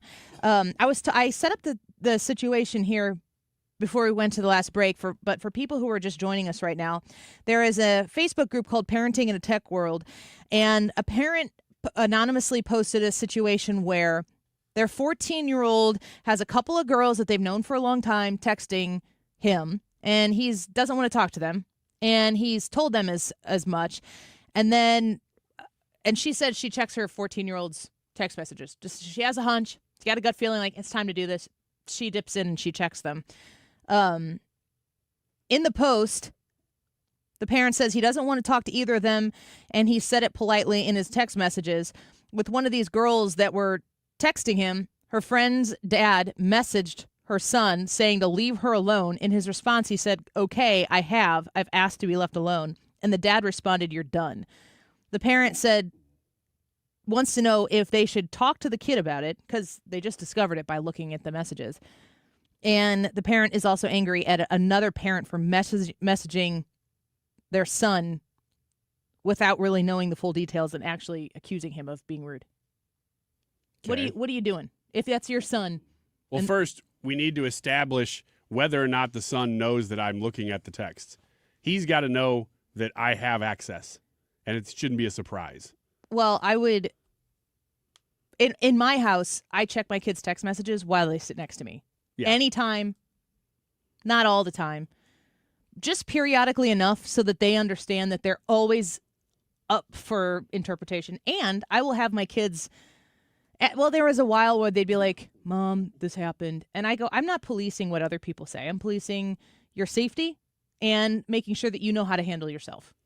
If another kid texts you something and it's got a cuss word in it, something like, I'm not going to jump in the chat and be like, behave. That's not it at all. I want to make sure you're safe, but I also want to make sure my kids understand how to communicate. So that's established. So Let's just, for the sake of this conversation, say the kid knows that the messages are being read.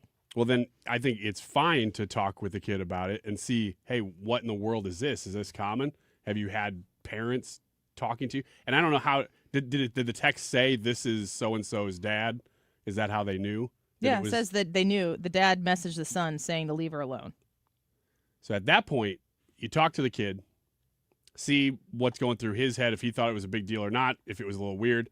Regardless, I think that opens the door for you as a parent to talk to the other parent for sure. Don't go through your kid to talk to him again. Just reach out to the parent if you think it's a big enough deal and say, hey, what do you think happened here? Scooter says spying on your kids is a big step. This isn't spying. This is parenting.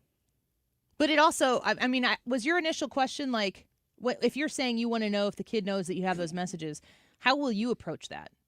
Well, my point in saying is that hopefully already the kid knows that that's something that the parents do you think parents doing. should be reading? Yeah. Like, how do you visualize you and Mrs. Wiggins having access to the information that exists on your kid's phone whenever that happens? That we could just get on their phone anytime we want.